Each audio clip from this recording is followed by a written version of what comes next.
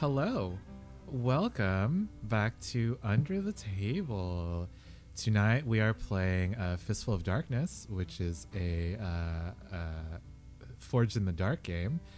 And it's set in a horror fantasy western world where basically the entire world is ending. Yay. So not like the Earth at all. We're doing it yet again. Let's introduce ourselves. I am Keith. I'll be your GM for tonight. Alex, tell us about yourself and your character Nico. Hello, everyone. It's been so long. I'm so happy to be here. I am Alex, aka Cobalt Gear, aka Nico Malberg.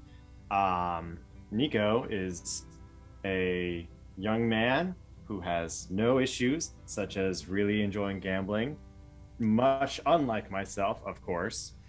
And you know what? He helped rescue a person last time. So like, cheers to that. Sure. Keith, I do have a quick question. Yes. You said not unlike our Earth. Is gravity the same in Eclipse world, or is it lighter or heavier? No. Gravity in the world of Eclipse is 1/1000th less than Earth gravity. You heard it here first.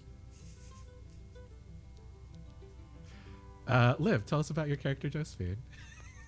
Hi, I'm Liv. I also known as Liv in a Day. I play Josephine. She is a cousin to the Sparrows. She is a wizard by training and education. She went to college for it. She has a degree. And my world building question is, what color is the water? Ooh. So before the eclipse, the water was similar to the water in Earth, where a lot of streams fed into the ocean and rivers and stuff. The water was cloudy, whereas where there were no land runoffs, the water was clear.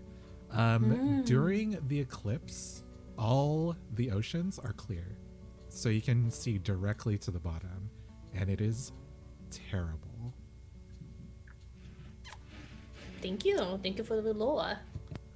Tim, tell us about yourself and your character Jeremiah. Hi, I'm Tim the player, and I have the worst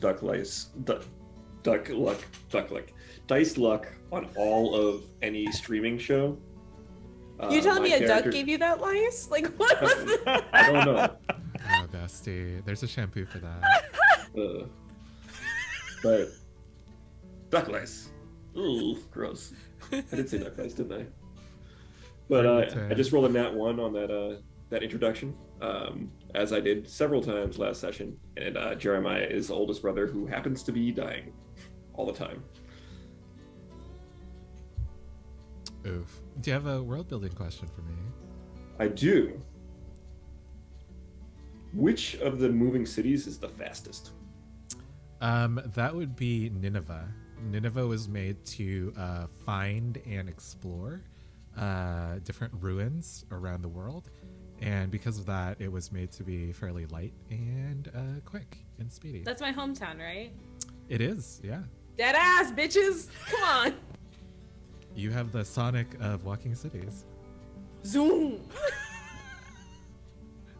So, fan artists, do with that what you will. Guilty as left. Okay, she's back. That's good. Sorry!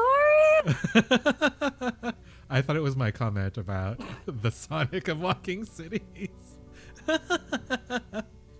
Who's Just the imagining fox an and entire who's... city doing a spinball attack now. Yeah. Who's Just the rolling knuckles up. and who's the tails? Who's the knuckles and who's the tails? Oh, Who's played by Idris Elba? Knuckles would probably be Jericho, because they're the military might of all 5 walking cities, and I think that Turpin's Gulch might be the Yes, tails. of course. Y'all are like the plucky, sidekick. Guilty, please tell us about yourself and your character, Tallulah. Hello. Happy to be back. I'm Guilty Cosplay. I play Tallulah, the oldest sister of the family. Would be the oldest if it were not for about 2 minutes and 40 seconds. Where the Earth was, sorry, not Earth, but her home walking city of Terrapin's Gulch was woefully bereft of her in place of her twin brother Jeremiah. Tallulah is not exactly retired, but sort of like a armed guard on sabbatical. And my world building question is, if the walking cities were sailor scouts, who would they be? Ooh, great question. Okay, so I think that let's go from oldest to youngest. So I think that Veront would be Sailor Mars, because they are both magical, the most magical of all their crew. I think that Jericho would be Sailor Jupiter, because they're steppy. I think that Nineveh would be Sailor Mercury, because she got that like analysis, Game Boy DS situation. I wanted that shit so bad. Me too. Especially with the glasses.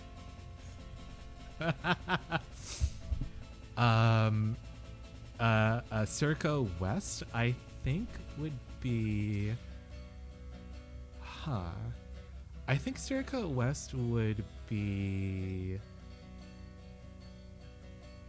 So they're the crafty ones. So I'm thinking like Saturn, maybe. Tuxedo Mask? Okay. Crafty? Saturn was all about like making things, right? She was the Earth one. No, you're crafty. Saturn was the destroyer of worlds. I mean, honestly, Venus, because Venus was like always quick on her feet and like coming up with the plan. She was like she's the actual leader, so it's canon. So she was the one that was always like coming up with plans and making shit work on the fly and like. Oh, that's true.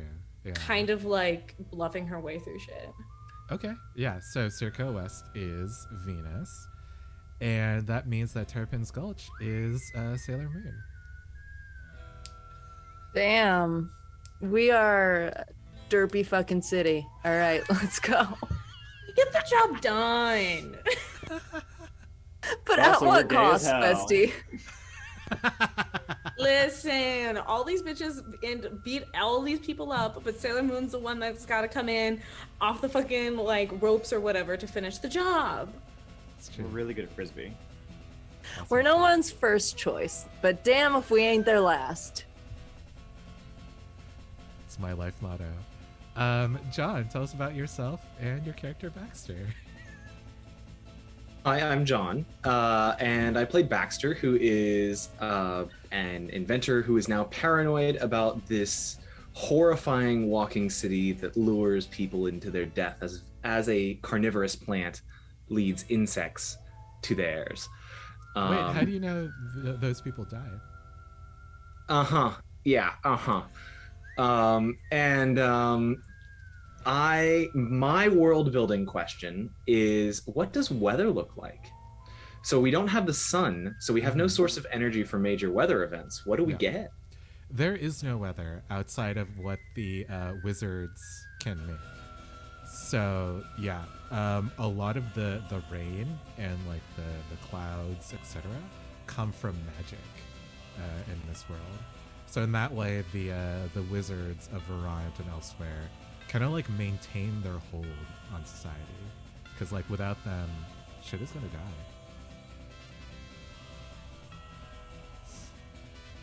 Nice. These are good questions. I like these. Cool. So as a little recap of what happened last episode, the Sparrow family was sent into the Duskwood by the Knitting Circle to break Bolton Shrine out of a military jail. They were being held in a military camp on the charge of treason against the military. Bolton was racked with guilt over being the only person in his squad to survive, and he didn't want to leave. But thankfully, Josephine, Baxter, and Nico tied him up and took him away against his will. Meanwhile, Jeremiah and Tallulah were off looking for Candace Crawford's tent within the military camp. Just as a reminder, Candace is Tallulah's rival and the second oldest sibling in the Crawford family. While looking through Candace's tent, the captain's tent, they found a note saying that the platoon was short on supplies after a monster attack, and that by eliminating a squadron of people, they'd be able to keep everyone fed fairly well. And they also found out that Candace's two weapons, two sabers, the things that Tallulah and Jeremiah were hoping to steal, actually always remain chained to Candace's wrist all the time. So while everyone was sneaking out of the military camp, the woods started to change, which is a phenomenon that's never been seen since the eclipse. They moved quickly through all 4 seasons until the 6th walking city called Calamity made itself known, and it brought with it a bunch of strange and wonderful plants and creatures that basically destroyed this military camp and everyone in it. It almost destroyed the Sparrow family, but thankfully Jeremiah was able to keep everyone safe, while Josephine was able to lift a stagecoach free of the woods and send it back to Terrapin's Gulch. Unfortunately, both of them paid a price for that. Jeremiah received a new stigmata, and Josephine, her accursed mark seemed to have grown because of her magical exertions. Before we close out the episode, the crew brought Bolton back to the Knitting Circle, cementing the relationship with the clandestine faction. And they also found Josephine's father, Deuteronomy Emerson, in the Sparrow homestead. So let's pick up from there. Y'all come back from this expedition out to the Duskwood. Everyone's looking a little bit worse for wear, a few more scrapes, a few more scrabbles, and you see Deuteronomy Emerson sitting at your dining table, talking animatedly with your father, Clay Sparrow. What are you guys doing? I'm not hiding, but I'm definitely standing towards the back of the group. Jeremiah's I think that. Oh, sorry, go for it. I was gonna say that I think that I am blocking Josephine a little bit as a subtle way to make amends for sneaking into her room without actually admitting that he snuck into her room. That's sweet. That's sweet. You don't need to. But Exactly.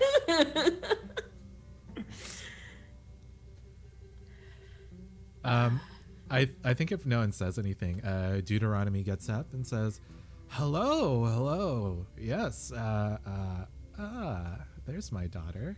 Well, I've heard that all of you have been quite busy recently. Hi, Daddy. Josephine.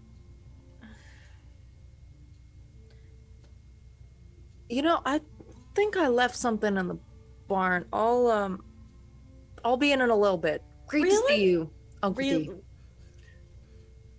Yeah. I think Baxter walks up to Deuteronomy and just reaches out his hand to shake it. And it's like, oh, sir, it's been so long. It's great to see you again. I hear you've been up to great things and doing wonderful work. I'd love to see some of your notes if you got some time. My lab's right over here. We can go talk about it right now if you want. Yeah, I think that he hugs you and says, nephew, it's so good to see you. You're always the smartest of us. Yes, of course. I'd love to see your notes. He follows you out. I grab onto Nico's arm and I rush us upstairs to my room. I'm trying to move so quickly to get the fuck out of there.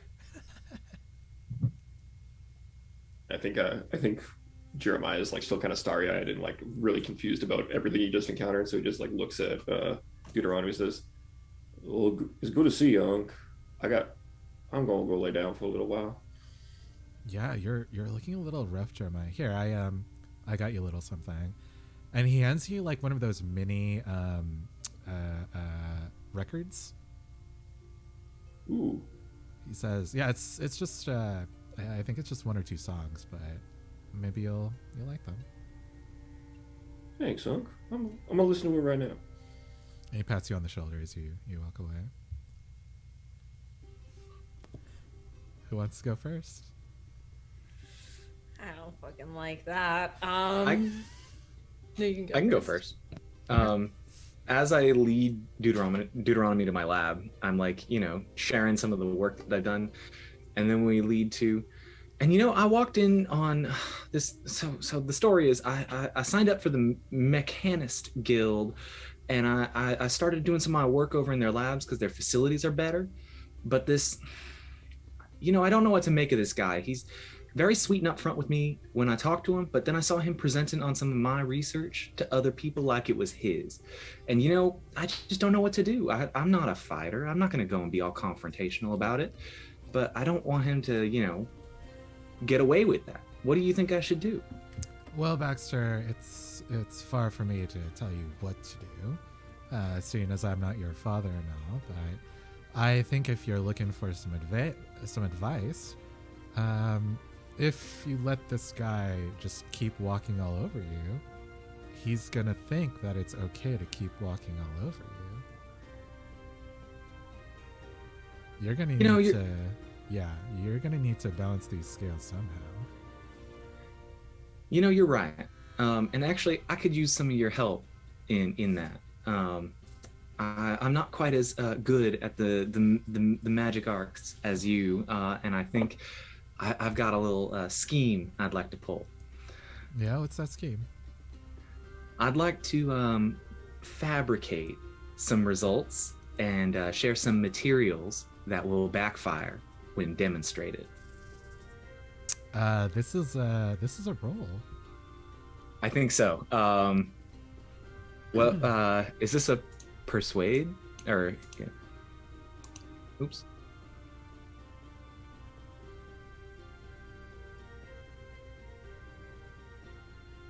Is this consort or sway, do you think?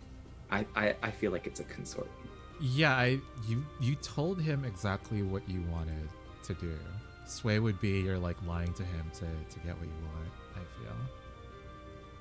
How would you like me to roll? What position am I in? This is controlled standard.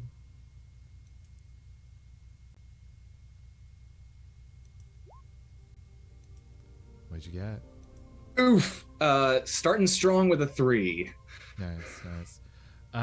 I think he just pats you on the shoulder and he kind of laughs a little bit, Deuteronomy. says, those are some pretty elaborate plans, my boy. I think you might just want to be plain about this. You might just want to tell him, you know what, back off. Get off my jock or whatever. Yeah, it felt weird to say. Trying to be straight. Sorry, sir. What's a jock? There are jock straps in this world, but okay. Oh, okay. Listen, Cool. if there's assless chaps, which there definitely are, there's definitely jock straps.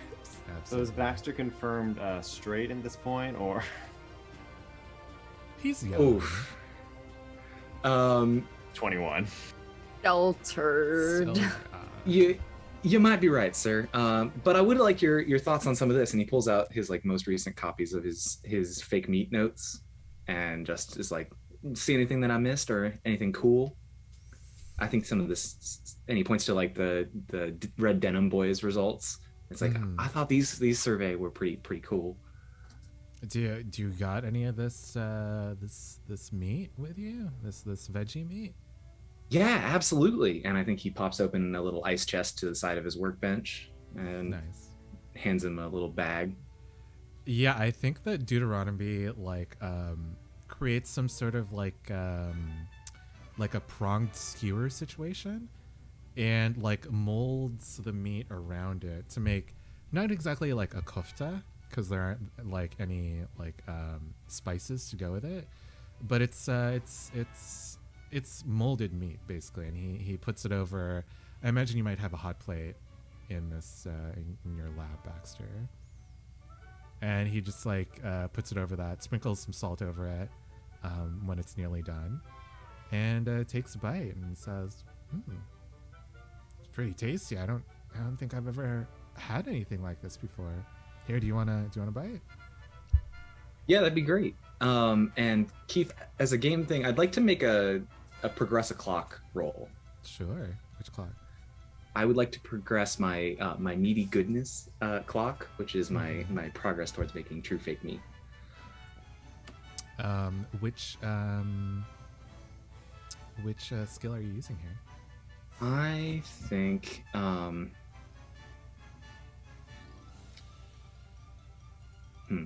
I wanna include Deuteronomy in this, so I don't know if there's one that fits that particularly well. I guess consort must be the best one for that then, right? 'Cause Okay, we're you're like working together asking to see him.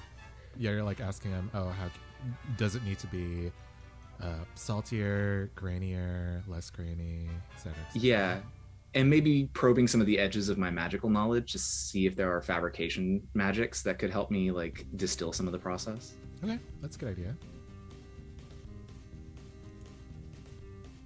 Am I controlled standard? Yes.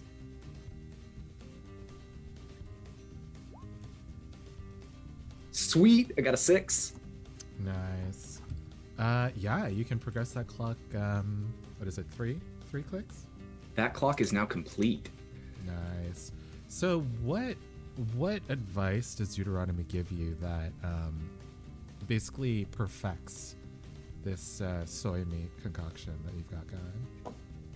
I think Deuteronomy provides me a basically feedback on how the glue-iness, like the gluten component of the meat, is hitting, and so that it actually has a proper texture, because the heme is already mastered from the last one I did. So we now are in like the texture and consistency, and shows me maybe a rune or two that allows me to like, I can get close with the chemistry, but then I finish it out with like a little bit of magic that I get taught. Yeah, that sounds great. That sounds like actual meat. Yeah, and while you guys are like working on this new formulation, what is everyone else doing? I would like to kill two birds with one step, kill two downtimes with one sort of action, so to speak, with Josephine, if you don't mind helping me out. I guess as we rush up to your room, I just Nico turns to Josephine and he goes, "Man, that Walken City is pretty freaky, huh?" Sort of partially trying to change the subject, but also trying to make discussion. Yeah. That's totally fine. I don't want to talk about it. Yeah. Yeah, no, I didn't even know that was a thing. I mean, at least not in the books that I read, ever heard about, like, mentioned it. I never heard about it, but that was kind of scary. None of them ever mentioned something like that? I don't think. Unless I'm misremembering. I don't think I did a lore check on the city. Did I? No, yeah. I mean, look, let's go up to my room, let's look through some books, let's see if we can find any more information. Sure. And I mean, if we're maybe we could, at the very least, if we can't find anything, we can sort of, I don't know, if we could try to pinpoint what kind of magic could maybe help out with something like that. I feel like your magic's sort of the only thing we can do against it. No pressure. Yeah, no, I know. I mean, I guess I don't know if I should be doing something that big anymore after what happened in Jericho. Well, practice makes perfect. I mean, I don't need to practice. I know magic. Jericho would beg to differ. Listen, I made a gust of wind. A big one, but I did it. Oh, and here I thought it was the other mages. You're so right, Nico. It was. Let's get upstairs. So mechanically, what I want to do is, one, I want to train Nico's guts by having him sort of learn a little bit of attuning. Ooh, okay. That's cool. Yeah. And two, I would like to try to decrease the doom counter using some magic that we find. Okay. I will use my downtime to assist with that as well. Oh. Yeah. Can you describe what you're doing specifically? Are you like looking through like the books, the academic books that Josephine has? I think that we're just sort of doing a little like study session together, trying to find anything that would have anything to do, either anything that has to do with any like, I guess, prophecies or mentions of sudden upheavals of cities, or perhaps some sort of magic that could, or mention of some sort of magic that could like calm a calamity, so to speak. Right. Yeah. Right. Okay. And I think like in that, to like get into your whole thing of like training like doing the magic of it all as well, right? So like we're going through these books, blah blah blah blah blah, and I think Nico's like asking questions about this or that, and I think at some point like Josephine starts breaking down like the different schools of magic that like Veront like teaches and what she specialized and all of this and all of that, and kind of like explains just like very base knowledge as kind of like a tangent that they get onto. Now, the one thing that I am concerned about is there's a good chance that everything's happening in the city and everything that's been affecting things is most closely related to dark magic, but I didn't study dark magic, so I don't know. I mean, is there a counter to dark magic? Well, there's light magic. I mean, sure, in theory that would work, but I mean, is that the best way to go about it? I don't know. Because there's also the matter of fact of, is this dark magic, or is this something older than the magic that I'm privy to? Older than that magic? You mean like an old god? Maybe. Old god, old source. I mean, even the magic in Veront, like, ages ago when people started using it, they were using it, but they didn't really know what it was. Things are always changing. Things are always evolving. Maybe we might have to make a trip to Veront to make further progress on this. Oh, I would love that. Veront's the best city in the world. Oh yeah? They got good games there? I don't know. I was busy. I wasn't running around philandering and wasting time and money. Oh, come on. You like to have fun. I like to keep y'all in check. Y'all are the ones who like to run around and have fun and drag me places. Oh, like you don't enjoy it.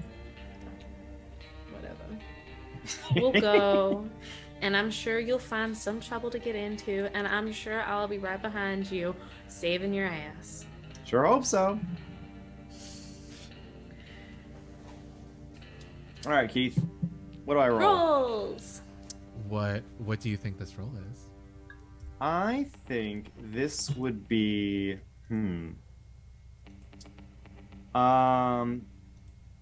I'm looking through. It's been about a month since we've looked through all this, but I think it might be a survey because it says like survey a situation to understand what's going on, sense trouble before it happens. You know, try like we're trying to sort of mitigate the damage before it happens. Gather information about opportunities or exploits. Yeah, definitely. And Josephine, you said you were helping me? Yes. Keith, what's my stuff? This is controlled limited. Okay, I would like to upgrade. Is that upgrade to standard or great from limited? You can upgrade it to standard. I'd like to upgrade it to standard. Sure. With the help of my dear Josephine. Of course. I got a 5. Nice. Let's see, a 5. So it's not like a full success, but you guys definitely find something in the books that Josephine has in her collection. It's not as detailed as you would like it to be, since this isn't like a learning institution. But with Josephine's like added information, the two of you get the sense that the Eclipse has brought about like a new order, like a new natural law.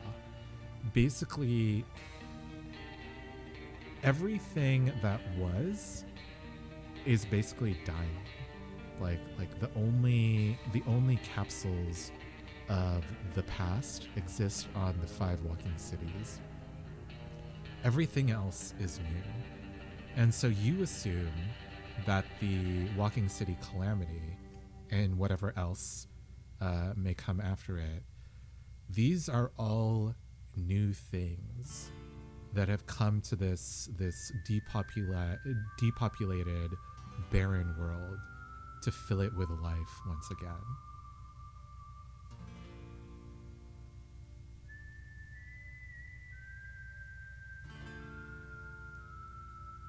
I'm muted. I said interesting. Did we decrease the doom a little bit? Yes. I believe that when you guys came back, you had 2 doom. 2 doom and 1 rider. Yeah, 2 doom and 1 rider. So I will say, since you got a 5, you can take off 1 doom. Yay!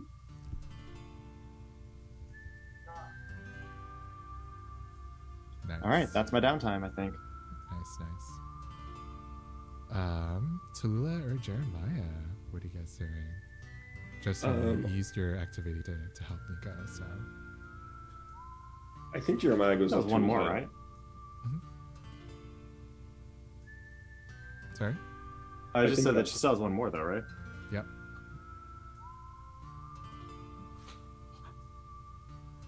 I think Jeremiah is going up to his room, and he takes the record that Uncle Deuteronomy gave him, and he puts it on, and he starts to enjoy like the first track on it, and he goes to light his rolled up whatever, and from the other side of the room, somebody says to him, "Can I take a hit of that?"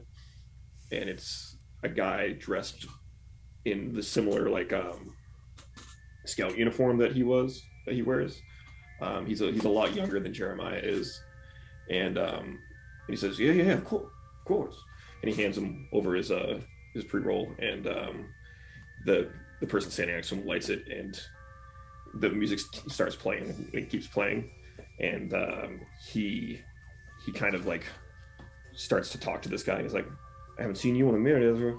I was reading about this thing this other scout troop got into, and it reminded me of the last time I saw you. It, they fed these guys to the wolves because they literally couldn't feed them. Remember when we got into all that trouble that one time? The last time I saw you? That was wild. And as that happens, the record skips and it hits a scratch, and Ezra's mouth just opens, and feel like the sound of a screeching record starts going. And Jeremiah like pushes the needle off the record, but it doesn't stop. It just keeps going. Nice. And like eventually he just like starts screaming. He's like, "Fucking stop! Stop!" And I would like to try and command it, please. Sure. Yeah. Go ahead. This is a risky standard. Okay. Command. It's a 3. A 3. The screeching stops, but your friend Private Ezra puts his hand on your shoulder, and it feels comforting. It feels warm, and he says, "You okay, Jeremiah?" Yeah. I'm just glad you're back, Ezra. I missed you. Yeah. I'll be here for you. Here, and he just like hands you your cigarette back, and he says, just don't tell anyone else I'm here.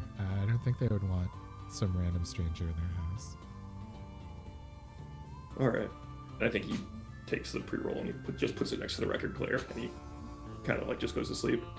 Nice. Can Nico like knock on the door and be like, "You all right, Jeremiah? You good?" And I think he just says, sorry, I stepped on something. All right. Well, let me know if you need something. And I think as we kind of like zoom out on Jeremiah's scene, we see that the pre-roll has been smoked down from what it was, from what Jeremiah had been smoking.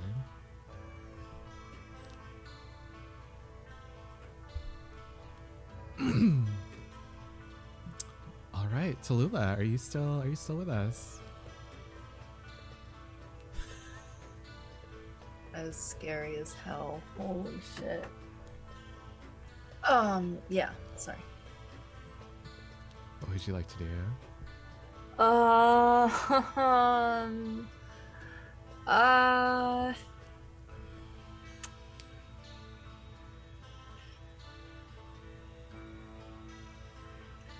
So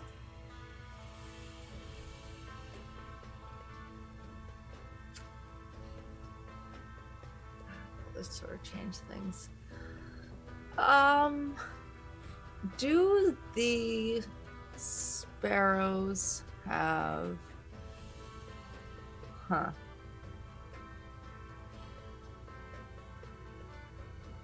No, I don't think we would. I'm actually gonna bounce and like go into town. Okay. Is there any sort of library that is open to non-magical folks in Terrapin's Gulch? Yes, the Vault of Pages is open to the public. Yeah. Okay. I'm gonna head there and look for anything I can find on Calamity. Sure. Yeah. This is a gather information.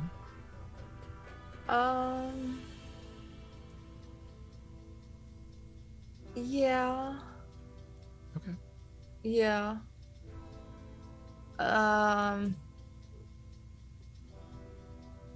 Yeah.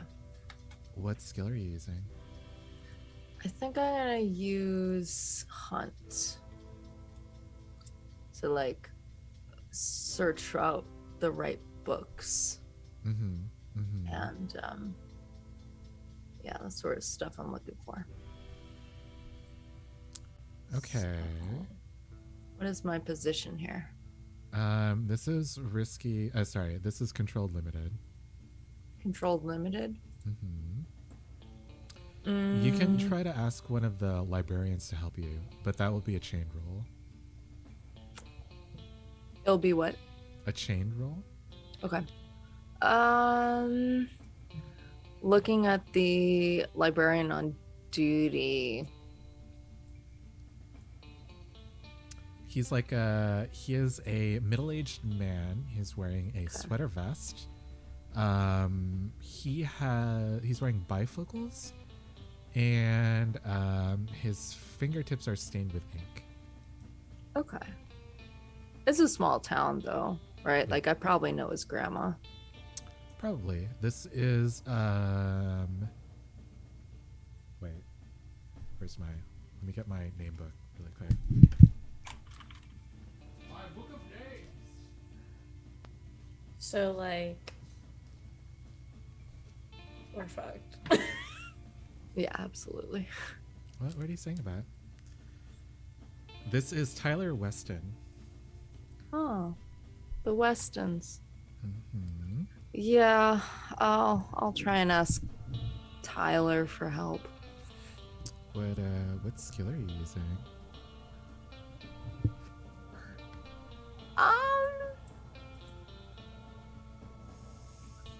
Dust off my social graces, and I will consort with the good Tyler Weston. Cool. Let's see My that position. roll. This is controlled standard. Okay. I will not push myself. I'm gonna let what will be. Ah, shit. Where'd you I go? rolled a 2. He decides to go with you. He says, Oh, great. Wonderful. "Oh, you're looking for something about the city calamity? I've never heard of that before, but it sounds interesting. Yes. I think maybe going this way, down this aisle, might work Great. better for you. But his advice isn't really helpful since you don't really get any bonuses to your roll." Wonderful. All right. So if I'm going to hunt, am I at a disadvantage now? You're still at controlled limited, Okay. and this is mostly because maybe I shouldn't say. I will push myself Okay. and take a bonus die. Ooh, That's a 4. nice. There isn't much on the city calamity. You see a lot of the more recent books talking about the walking cities only mention 5, and that's true for most of the books on the walking cities, but you do find one, despite Tyler's incompetent advice. The book looks very, very old. The letters are mostly faded, but you do see it mentions 6 walking cities, and the potential creation for a 7th. But you're not really sure, just because of the what's it called? The condition of the text, like the fact that most of the ink has faded. It's not really clear what happened and what sort of relationship there was between the 6 walking cities, but you assume it must have been still pretty cooperative if they were planning on creating a 7th walking city. All right. I'm going to close that up then and say, Tyler, I'm taking this home. Well, yeah, of course. Here, let's just check you out. Does that tell you anything about a sixth walking city? It's just a little bit. If you wouldn't mind, continuing the search on your free time, when there's no one in here and nothing to do, just fun mysteries to search down. Oh, I would love greatly history. appreciate it. I do love history, yes. Yeah, and you know where we live, just outside of town. So Yes, if you find anything, come on by. The Sparrow homestead, of course. You know it. Have a good day, ma'am. Great.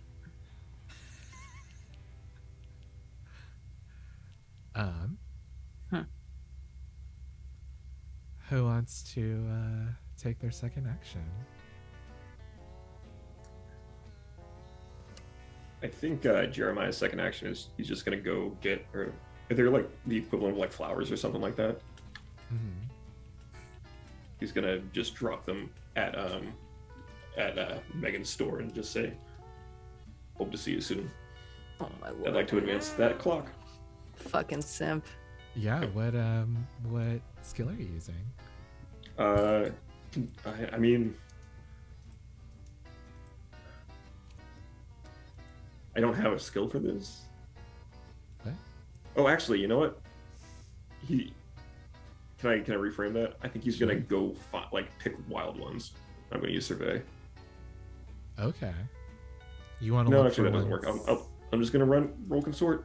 Wish me luck. Okay, I'm gonna push myself. That's cool. Okay. Yeah. Do you have the grit? Oh yeah, I guess. Yeah, you... I got a fresh bar, baby. Starting off early. Yeah. What am I rolling? This is controlled standard. Because everyone loves flowers.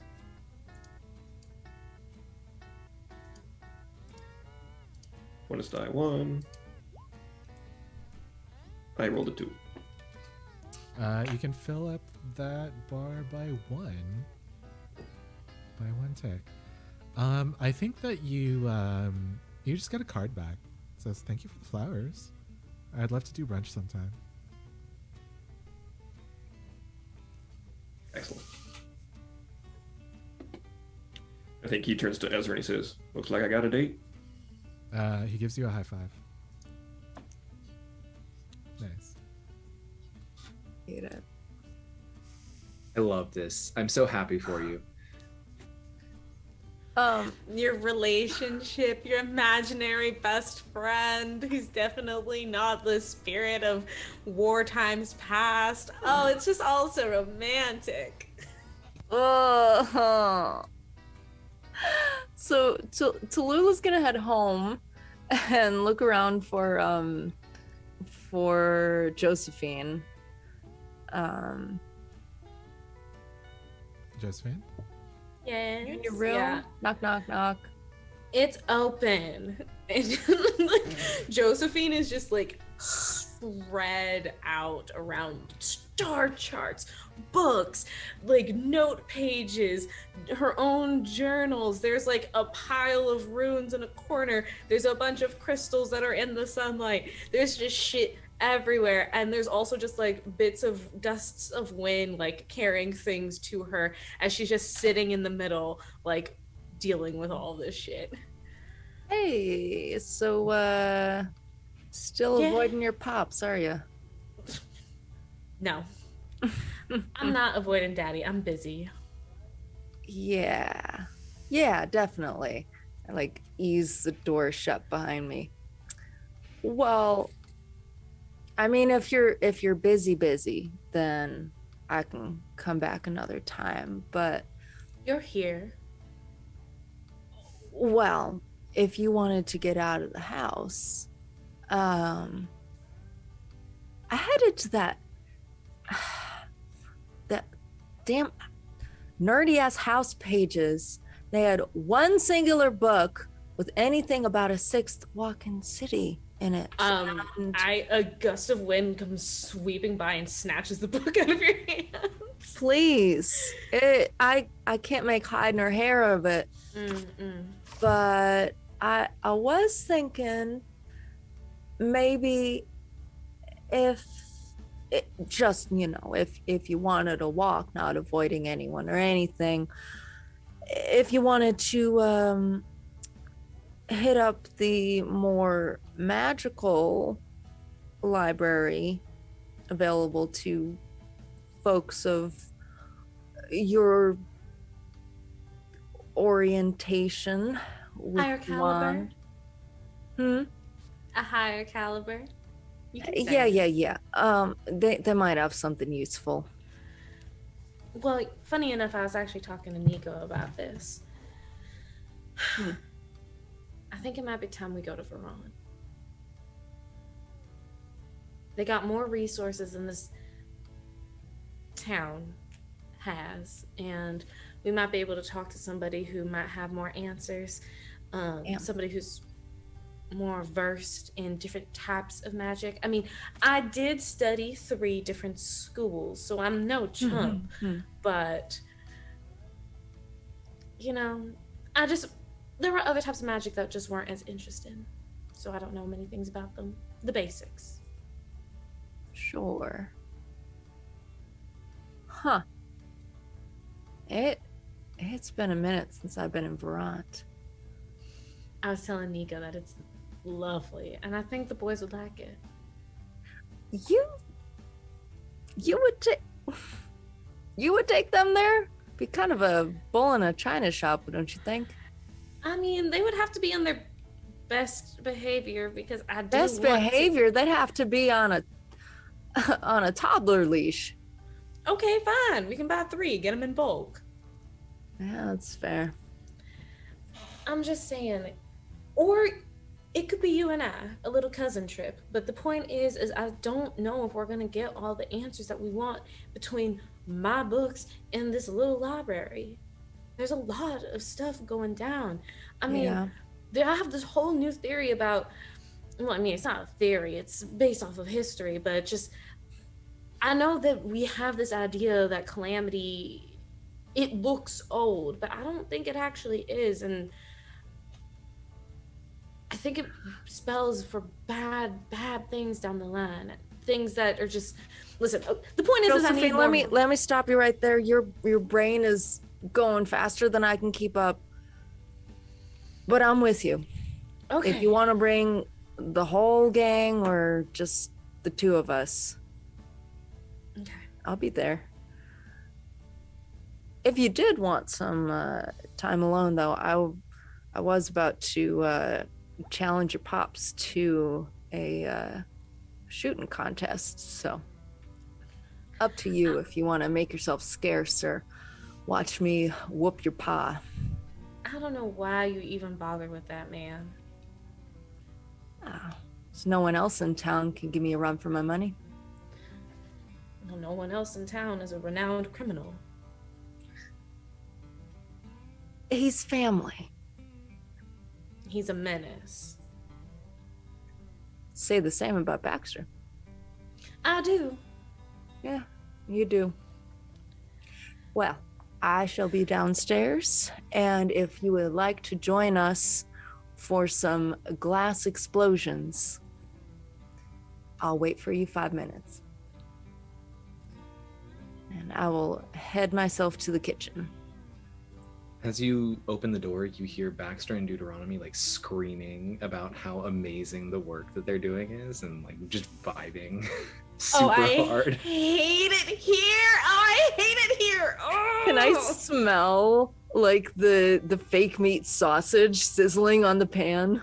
Of course. Yes, this is permeating the house. The failures and the successes. Oh. I think Baxter has Nico cooking, like, do that one at 350, do that one at 400, and I'm like, yeah. Nice. Did you guys make some sliders? Absolutely. Of course. We have a full spread downstairs if you come to find it. Ooh. Is it dinner time already? I think I might have supper in town. I promise it's better than it smells. That one was failure number 6. We threw that away. Yeah, I already ate Tallulah, so you might be making a good call. 7 is my lucky number, so. How is it, Tallulah?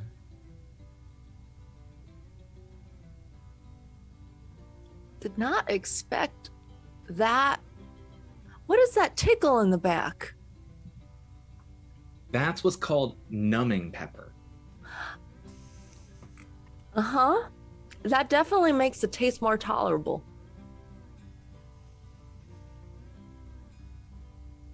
We'll add it to the list. Great. So how about some shooting?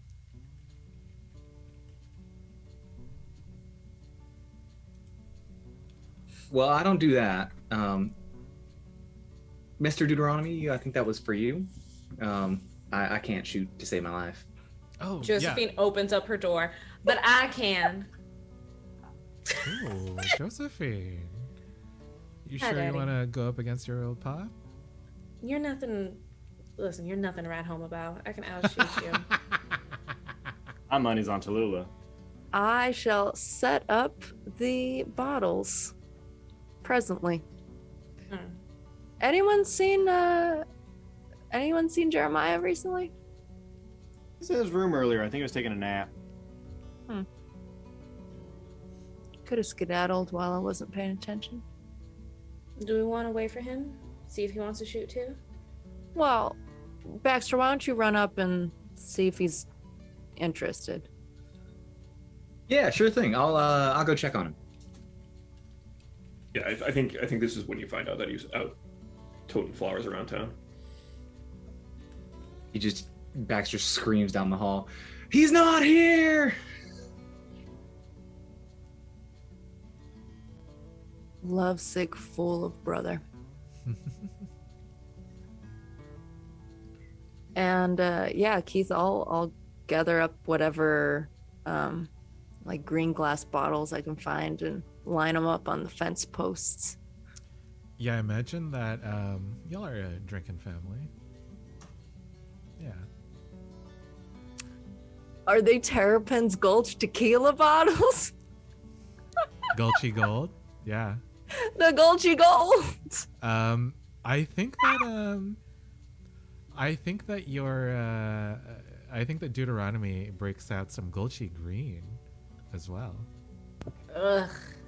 for everyone to share. He's like, God, what a flex. let's make this interesting. Before we shoot, we got to take a shot. What, you have to cheat to win? If you're too scared, Josephine, you don't gotta I fight. snatch it out of his hand.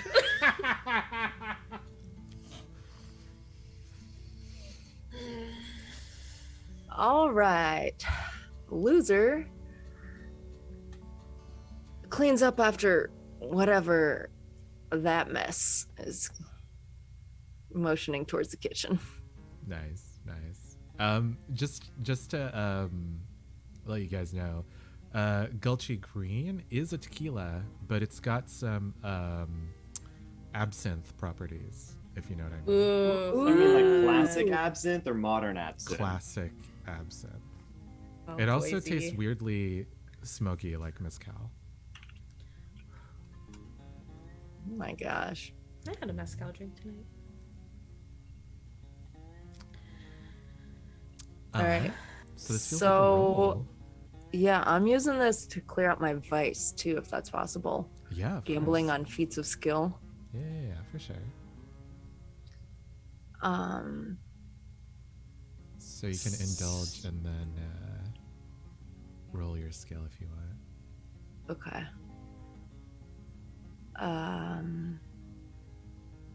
Indulge vice.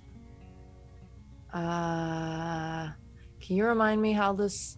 Oh, hey! Hi, Raiders. Ooh. Hello, Hard Nut Dice. and your raiders. Welcome, welcome. Can you remind me how indulging my vice works? I'm trying to go under my grit count or above. Yes, under your grit count. If you go over, you overindulge, and that is its own bad. And I'm rolling 1d6 or 2? There's a button for indulge vice. Yeah, I know. I'm trying to decide if I want to push myself. I believe indulging takes your highest skill dot number. So if I've used 6 grit, then I'm fine. I'm not going to overindulge. Yes. Yeah. Okay, cool. I think.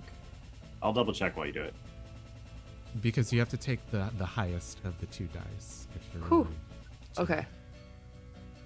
All right, 3. Nice. So that means I'm down to 3 grit from 6. Is that true? Yes. If Yes. I gain back 3? Yeah. Okay, cool. Sounds good. Thank you. Do you want to roll your skill then? Yeah, I want to sling. What's my position? This is You are drinking. This is risky standard. All right. 5. Nice. All right.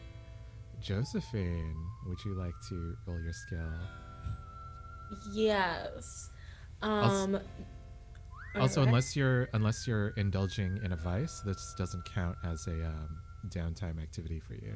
It's just like a fun thing Okay. you're doing. Yeah. Cool, yeah. No, this isn't my vice. Although, if I had known Jeremiah was going to be making calls to his lady, I probably would have stalked him. God. Need a coin, cuz? Okay. No, I'm okay. Josephine's gonna pull out her pistol. Yeah. Josephine's gonna pull out her pistol and she's going to put one hand behind her back, and I think in that hand is one of her glass runes, and she's gonna hold the pistol up with one hand, squeeze kind of like a fist, and I'm going to use a tune to lead the bullet that I fire. Oh my lord. So you're shooting glass bullets. I love this. No, I think I'm shooting a real bullet, but I'm using like the wind to control where it goes. Got it.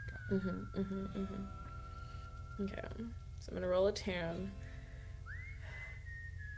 Oh, what is it? Risky standard? This is risky standard since you are drinking. Yeah. Yeah, let's go. I got a 6. Nice. Also, welcome to Paradise Prod and your raid. Oh my party. gosh, so many homies, so many raids. Hello. Yes, we are playing a Forge in the Dark system. So, And I just Josephine, won. Yeah, you won this little contest between you, your father, and your cousin. And your dad's like, just like I taught you, cheating with that magic. Nice. Danny, I have no idea what you mean. I'm a good shot. That's how those gusts of wind came in, huh? Yeah. It's windy in the gulch. It just happened to curve your bullets. No, it's all right. We didn't say we couldn't do that. It's fine. It's fine. I'll clean up for y'all. And he starts like gathering. What a great up. house guest. He starts gathering up like all the glass shards in a like a little tray with a brush and stuff. And he's like, if you're really wanting to test your metal, I heard about some new ruins that not even the explorers in Nineveh know about yet.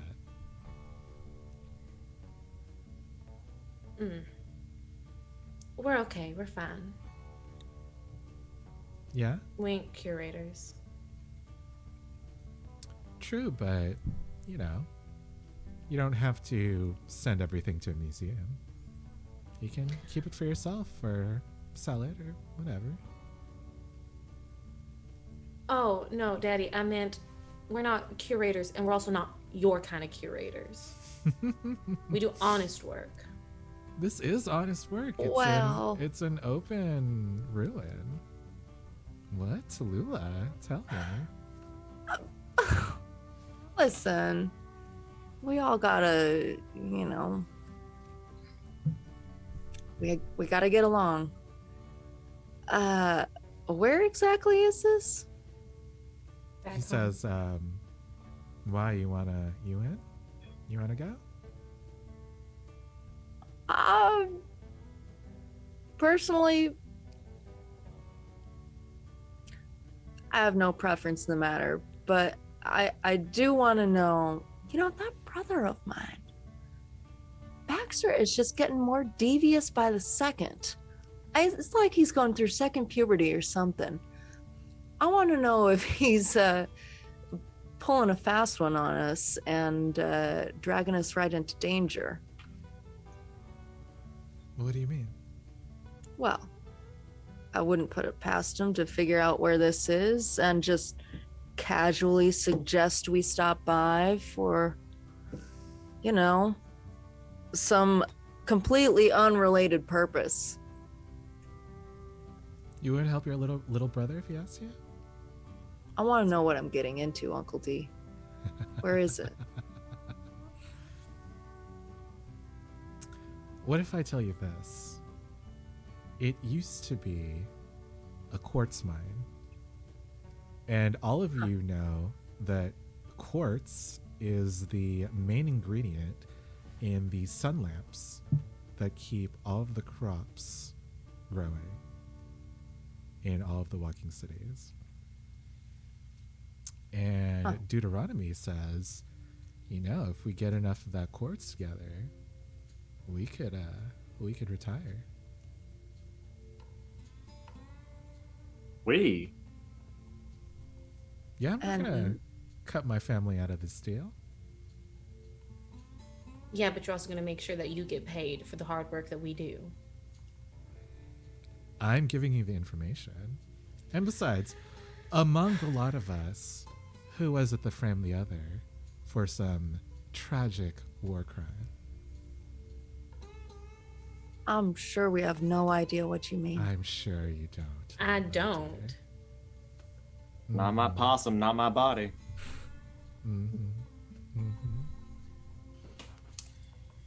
It's just a suggestion. Y'all can take it or leave it.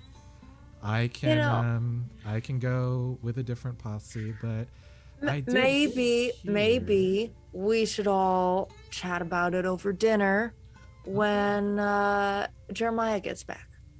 All right, that's fair enough. I wouldn't want to make a decision without all of you kids making your opinions heard. We ain't been kids in quite some time. Oh, just let me have this, Tula. I already feel old enough as it is. Old, but clearly not in your grave fast enough. My own daughter wished me dead. What did I do to deserve Put the that? cornbread in the oven. Please. You wouldn't believe some of the things I've learned recently about graves. I mean, it's so incredibly expensive to maintain. I think Deuteronomy just trades glances with Josephine. Like, what is she talking about? what the fuck's going on? Yeah, I'm not gonna help you. She looks her father in the eye, rolls her eyes, and looks away. What the fuck? Don't talk to me, man.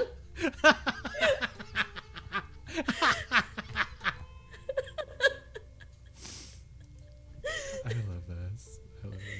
Sorry, Tallulah, what were you saying? Oh, I said I'll go help with that cornbread. Nice. Let's take a little break, and then we can go see what Baxter, Nico, and Josephine want to do with the second half of their downtime. All right, We'll see you soon. Bye. Welcome back under the table. We are playing a Fistful of Darkness, which is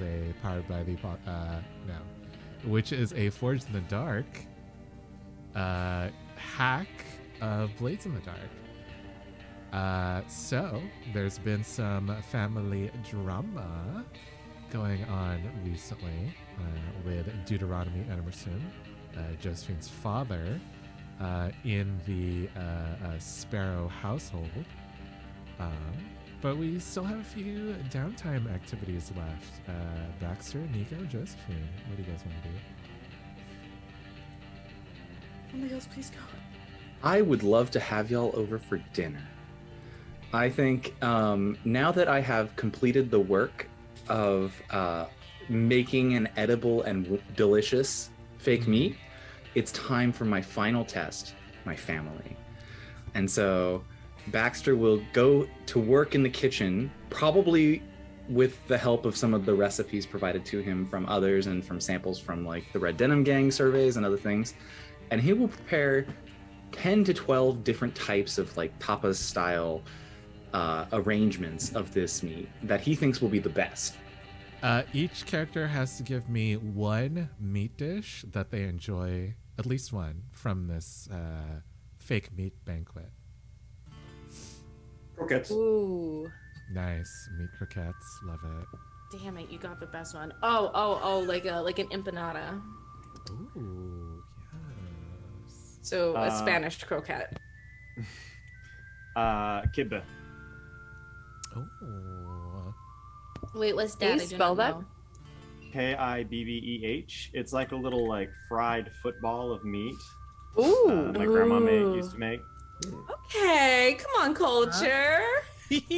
Nice. Lovely. Kibba's the raw, right? No, it's kibbenia. Oh. It's kibbania, right?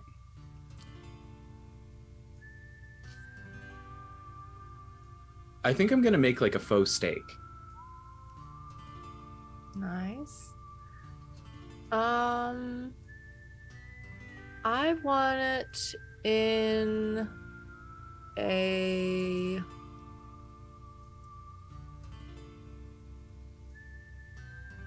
I think I just want lasagna with like, you know, Baxter's bolognese. That's a great idea. I love this.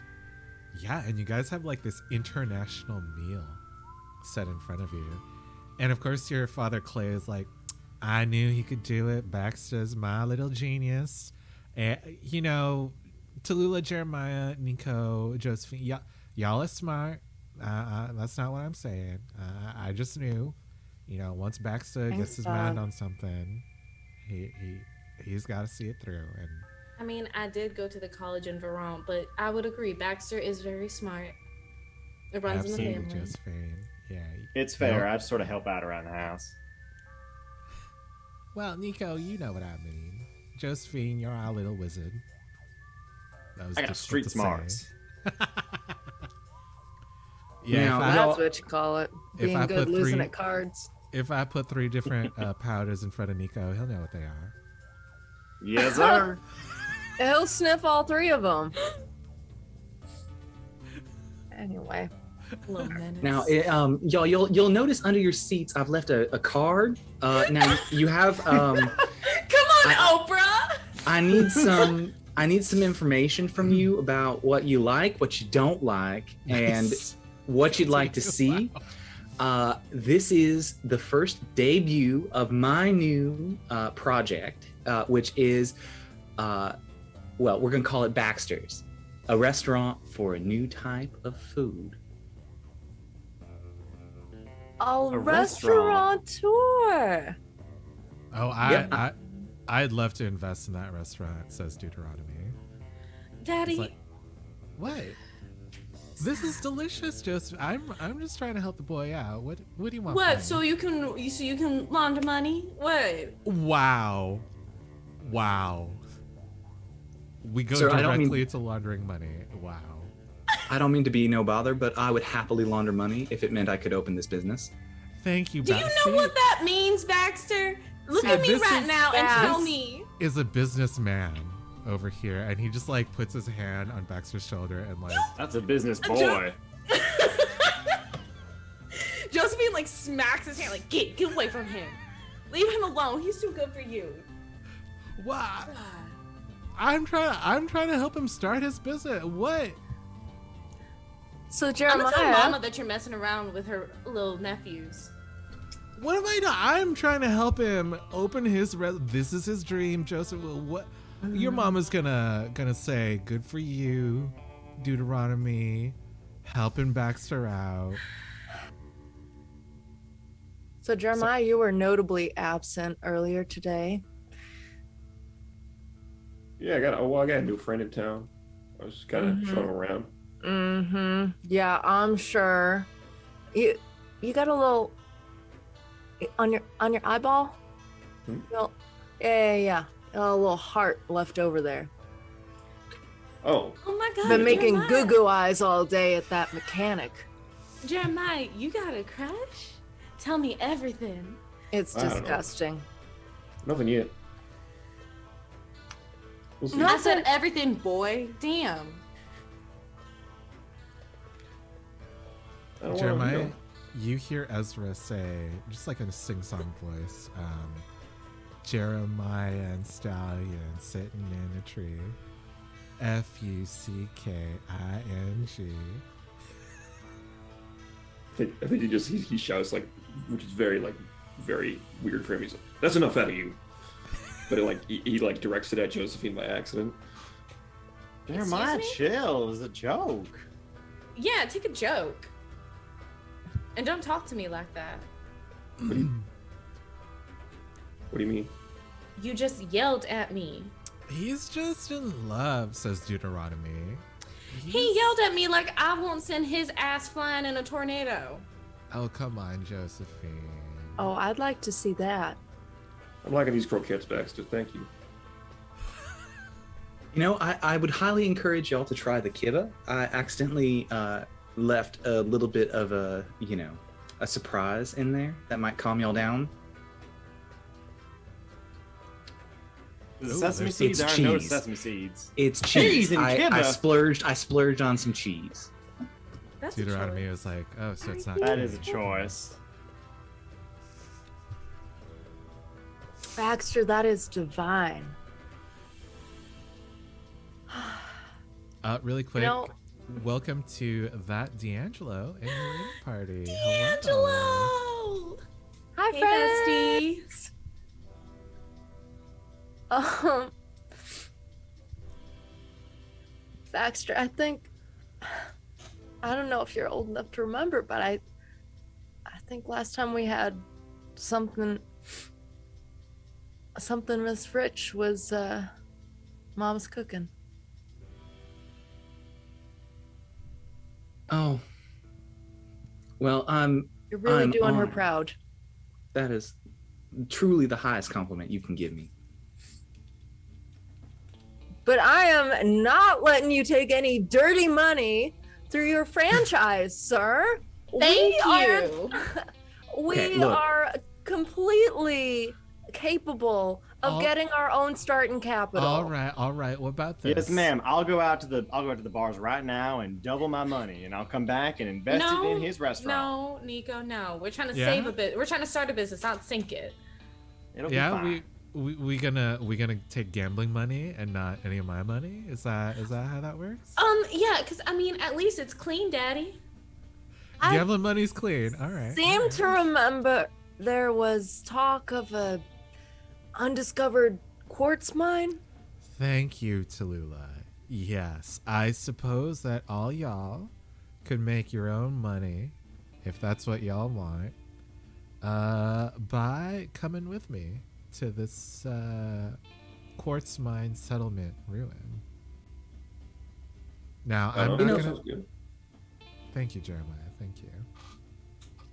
I'm not opposed to working for the starting capital. Let's do it. Easy enough. Got everything but the money. He just like looks at Josephine like, "You gonna say something?" I don't know why we're sitting here and this whole time sitting here and pretending like we all don't know what my daddy does. Why is everybody acting so brand new? Like you've never seen this man and you don't know how he makes his money. All right, Josephine, you're right. I did steal this information. Is that what you want to hear? I stole the location of this mine in town ruin from someone else, and I thought that my family would want a leg up in this time of need. Oh wait, it's important. Who'd you steal it from? I stole it from some of the museums in Nineveh, and they ain't around here, so You won't miss it. yeah, you don't gotta worry about them. The man's talking sense, Josephine. Thank you, Jeremiah. Yeah, I'm sure between two crazy men, it all makes sense. No, I think you're trying to be hurtful. You know, I am. Josephine, I'm sympathetic. I understand that this is not something you're looking forward to. I'm open to other ideas. Do you got one? Well, I mean, I suppose we could start by, dealing with the magical calamities and extremities and concerns that I have. Actually, yeah, I don't think right now is the best time to be opening up some sort of shack to be shelling fake food out into the world. I think that we have bigger issues to deal with. Well, I mean, I don't want to start nothing, but it is real food. It's just not real meat. Okay. It has all the nutritional value that you get out of it. It's actually way more nutritionally dense than anything we got going on right now. We would be a huge boon for the local population, You And know, Clay says, and it's quite delicious, Baxter. Thank you. she does have a point, though. I mean, all we've seen lately, this might be the worst possible time to start a business. Mm-hmm. We're gonna need money regardless. Yeah, that's true. I mean, Knitting Circle loves us. They've always got some little errand or tip. And if we went to Vermont, I'm sure that I could find somebody to sponsor us. Yeah, I don't know. Those are all maybes. I don't know that we should throw away a guarantee for a maybe. You're dealing with my dream here. A guarantee that's gonna have better equipped and more professional people. No offense, I've been to Nineveh. They have some real people there, like on our tails. Oh, don't worry. No one from Nineveh is going to be following us there. I made sure to take out all of the information with me. There is one group who might be on our tail, though. I want to know how you took So out no one but all one. those. Okay, yeah. It's some sly woman named Maybelle Crawford. Actually, Maybelle Crawford? Yeah. Oh, Oh, don't Lord. say. Well, that sounds like a right good time to me. Let's go meet her. Yeah. You mean we'll get the chance to show up Maybelle Crawford? A guaranteed meet cute with Miss Maybelle. Y'all know this I think woman? this is. Oh, that's my He's- fiance, mister. Oh, Some of us sir. have known this woman, I Uncle certainly D. didn't know that.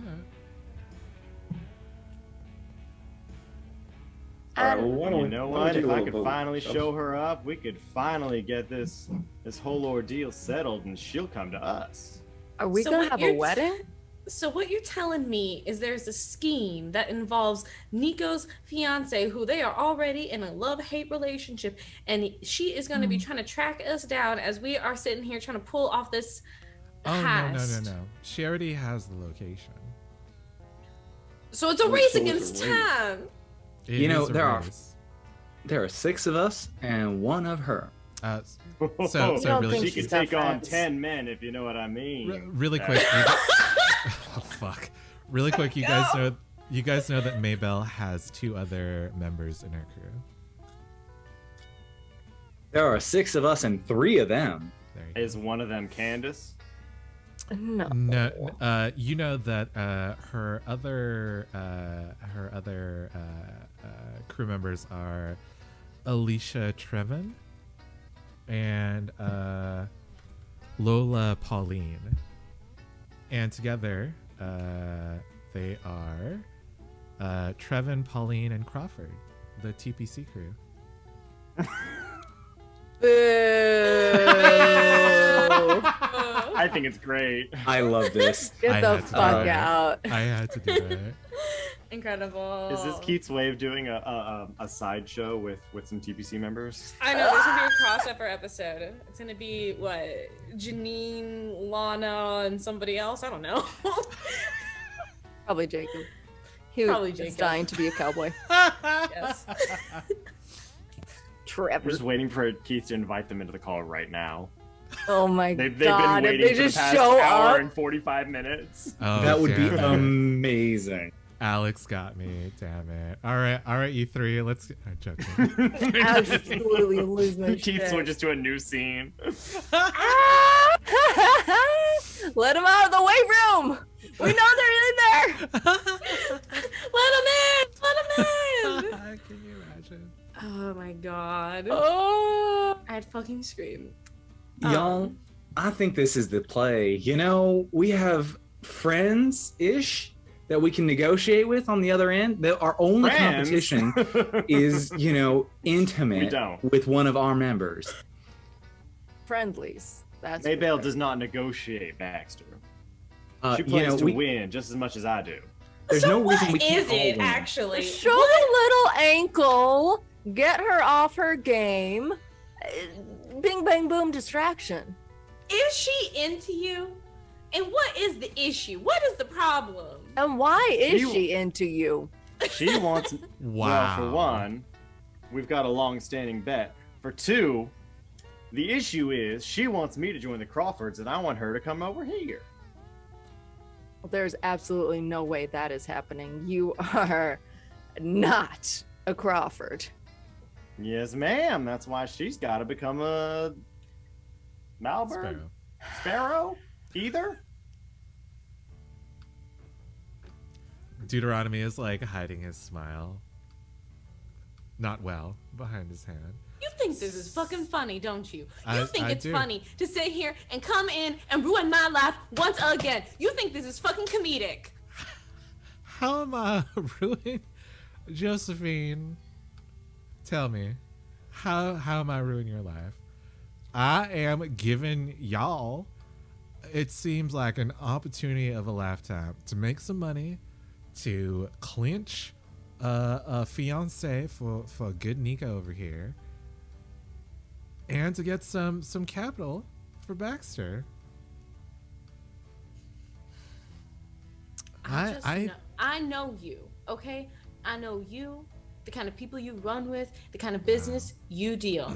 And I know that this is gonna come and bite me in the ass. But you know what? It's fine. It's fine. This is any other day under the Sparrow roof. So yeah, let's go, and I will be there to clean up the mess. Well, maybe not the same way we did Jericho. Yeah. No. No. Maybe we learned a little restraint. No, on as that. in no, it won't be, or no, as in no, it will be. No, it'll happen the way I goddamn decide. Oh, okay, that works. Still have If no I have idea to- what you mean about Jericho. If I have to tear down another walking city to save your asses, I will. I'm sorry, what? Josephine, We're just that's so talking about that in- sweet. I'm sure she could hypothetically do something like that. Allegedly. But hypothetically and allegedly, I'm not sure our alliances would be quite strong enough to weather that blow to Oh, the don't- Sparrow name. Don't worry, Tallulah. She'll just blame me again. I mean, it is a job given to us by the curators. Mm-hmm. It's Is all it? right, Dada. This is what parenting has to be. Y'all understand once you have kids, you sacrifice everything for your kids, even your good name. And I'm okay with that. Oh, a good name, Daddy. You don't have a good name. Oh, I hate you so goddamn much. Not to be crass, Uncle, but she does have a point. All We're right. gonna need some degree of what do you call it? Collateral? Well, Promise? no one in town can know we're working with you. Fair enough. Discretion, I think. Discretion. Kid's got a I can brain. be very discreet. Is that all? Well, if we head out there and don't find nothing, will we be compensated for our time?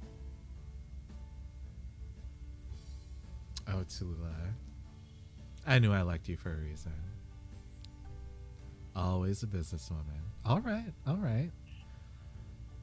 How about this? And he pulls a massive chunk of quartz from his pocket. You're not sure how he had it in there because it's much bigger than the pocket that he pulled it out of. And he just throws it on the table. You know that this is worth at least 6 coin by itself. Says, for family, I'll pay up front. Yo, this seems like a good deal. I don't know why we're dragging our Maya. feet. Josephine. You think we gotta check Josephine's daddy issues at the door and go after this? Miss Josephine, I have invented a new thing. It's called Xanax. If you'd like one before we leave.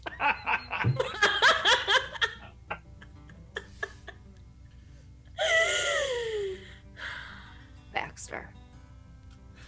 Josephine gets up. Yeah, just like fully like kicks her chair out, gets up. If you need me, I'll be up in my room preparing. Just tell me when we're going. Because clearly we're doing this. Deuteronomy smiles at you and just waves.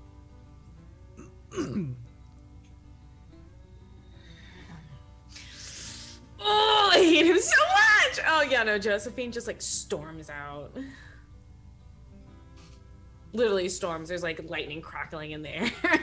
I'm having so much fun playing Deuteronomy. This is so fun. You're doing very well at it, sweetie. Thank you. Yeah, and God. he just like unfurls like a map of the surroundings of the area surrounding the Duskwood, and he points to a specific mountain, very nondescript, no identifying features in any of the surroundings that you can find in the map. He says, "This is where the ruin is." And we fade to black. Does anyone else have any downtime before we go off on this little mission, this little outing? My downtime will be really quick because I wanted to train Josephine's wits, and so I think like as she's packing and stuff, she's like rereading over things and just How do you look when you're reading angrily?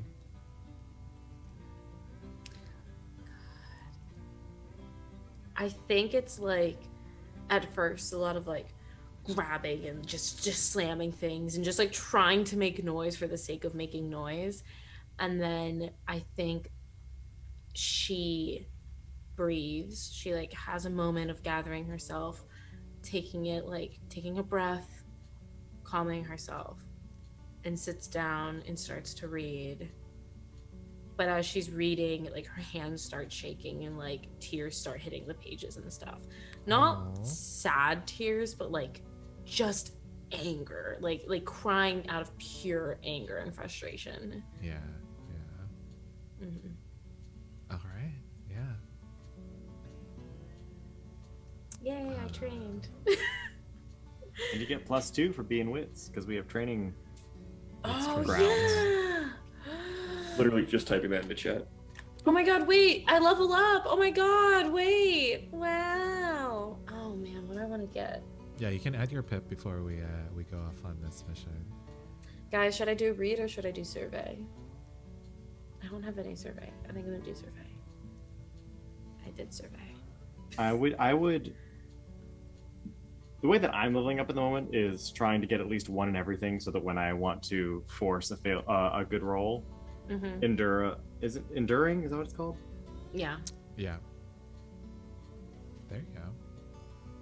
Does anyone else have any downtime actions that they can do or want to do? I have something that I want to do that'll hopefully be kind of quick. I know I've done 2, but I have an extra coin that I'd like to spend. Sure. For a downtime. I want to go see Tyler at the library. Okay. Yeah, he's got like a stack of books in front of him now. A lot of them are like about locations and like pre-eclipse history, etc., etc. Yeah, and I want to walk up to him and like, "Hey, Tyler, I hear you're doing some extra research." Oh, Nico. Yeah. Your sister Tallulah wanted me to look into some stuff. Yeah. Have you, in your research, learned about any like old histories or perhaps some older religions? This sounds like a roll. Yes, it is. Let's see, that would probably be consort. Yeah. Gain that access sounds to right. information. Yeah. What's This my stuff? is controlled. Huh. You've looked for older religions in this same library before, eh?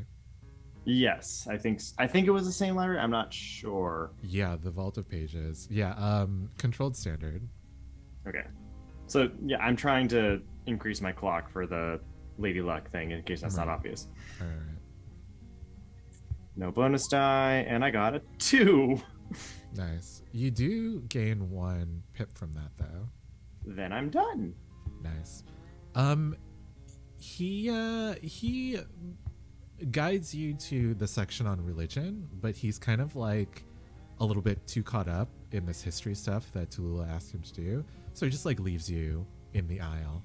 But doing a bit of your own research, you find a lot of the same like signifiers. Like I believe in other books you've heard about how Lady Luck is basically only in it for herself, and is very like hot and cold with And what dangerous. with what she gives and what she like takes from you. And now you learn of her other name, which is the Red Queen.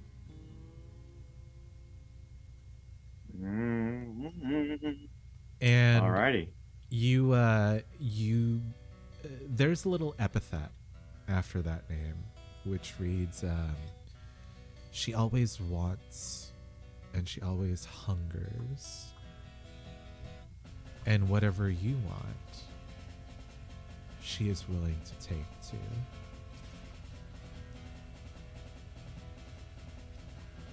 Also, Interesting. welcome to Zombie Orpheus and your raiding party. Hello. Hello.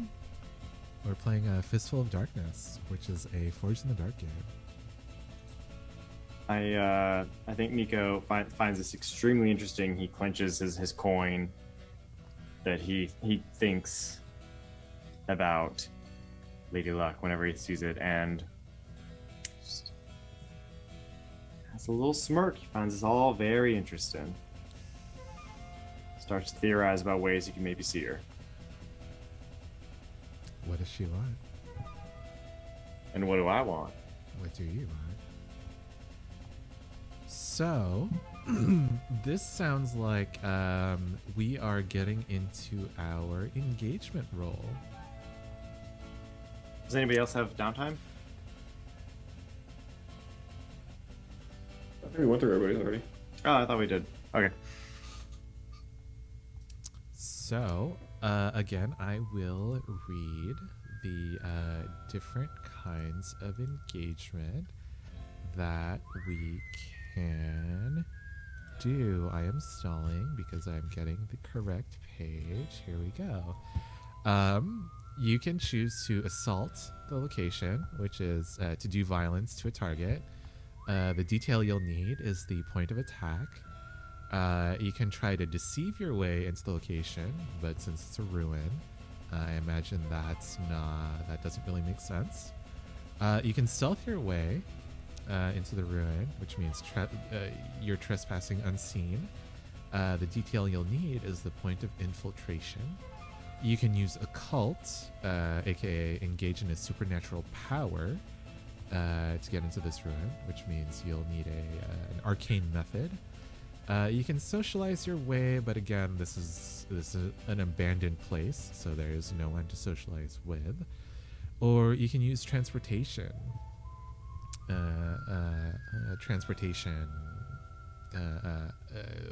Aka carry cargo or people through a dangerous area.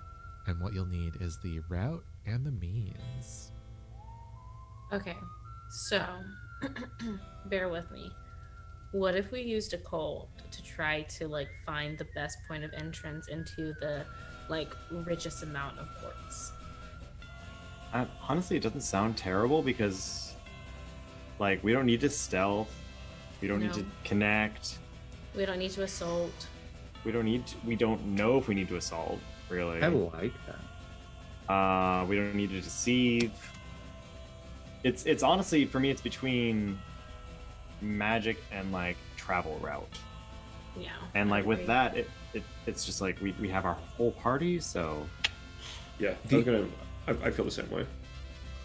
The only thing I could think changing is like if we brought mining equipment or borrowed an ornithopter to like bring additional heavy equipment in. Yeah, but we have our loads for that. I'm thinking stuff we couldn't reasonably carry. Fair.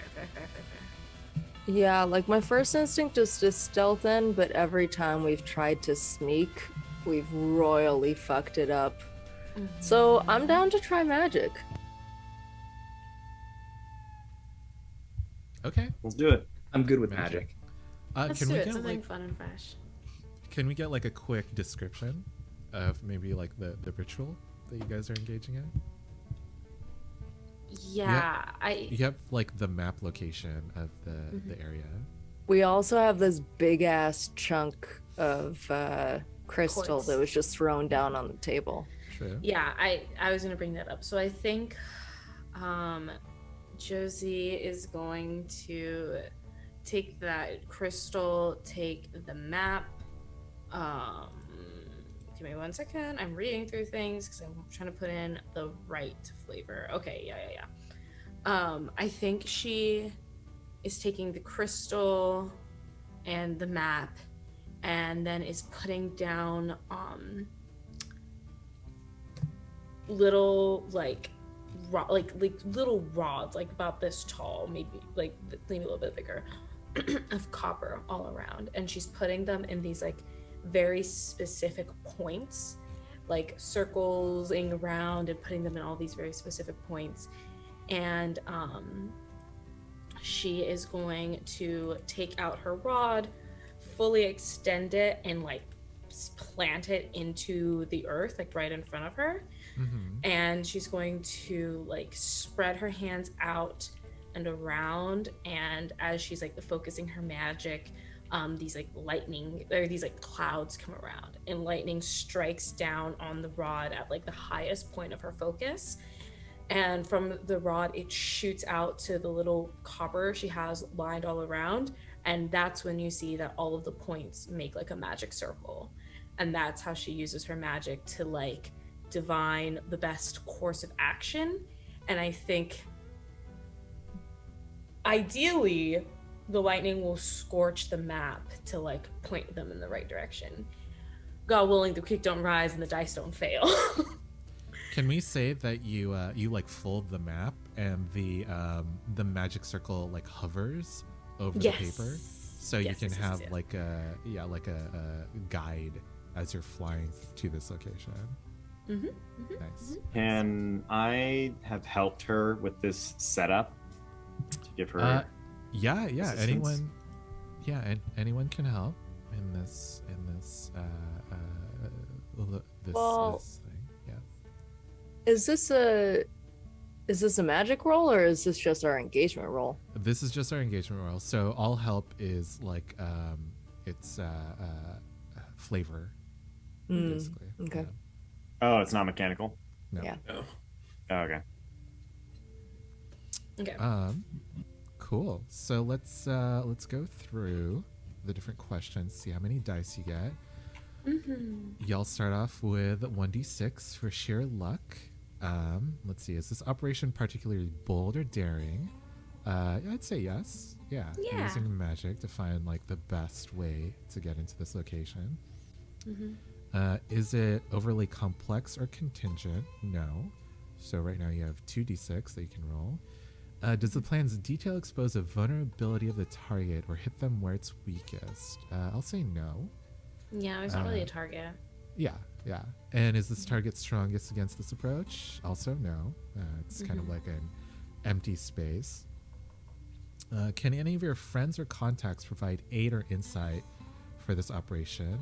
Also no. We got insight. Deuteronomy. No, we got insight Or from dad. Dad. Yeah. Yeah, you're right. Okay, yeah, so take +1. But also, are there any enemies or rivals interfering with this operation? Yes, yeah. Maybelle and her crew know No, that- Does it really count if they're She- enemmies to lovers? she wants to kiss him so bad. but she Are wants we to really- win. She wants to win more. Sorry, Nico. Sorry. I mean, same. So yeah, she and her crew are actively interfering in this. So take a -1. So right now you have +2. 2 dice. Are there any other elements that you may want to consider? Yes, there is this occult approach is I'll just say that, Josephine, your magic latches onto something hard. So you guys can take another d6 for this. So that is 3d6 for this engagement roll. Who wants to roll this? Josephine has to roll it, right? Yeah, Liv, it feels right. So I just rolled 3d6, right? No, like, stat. 3d6, no stats. Okay, God's above.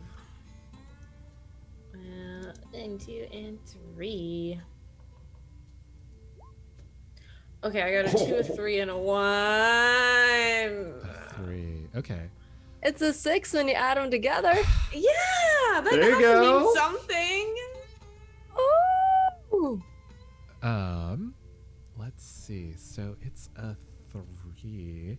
That means that y'all start off in Desperate. in a desperate situation. Yikes.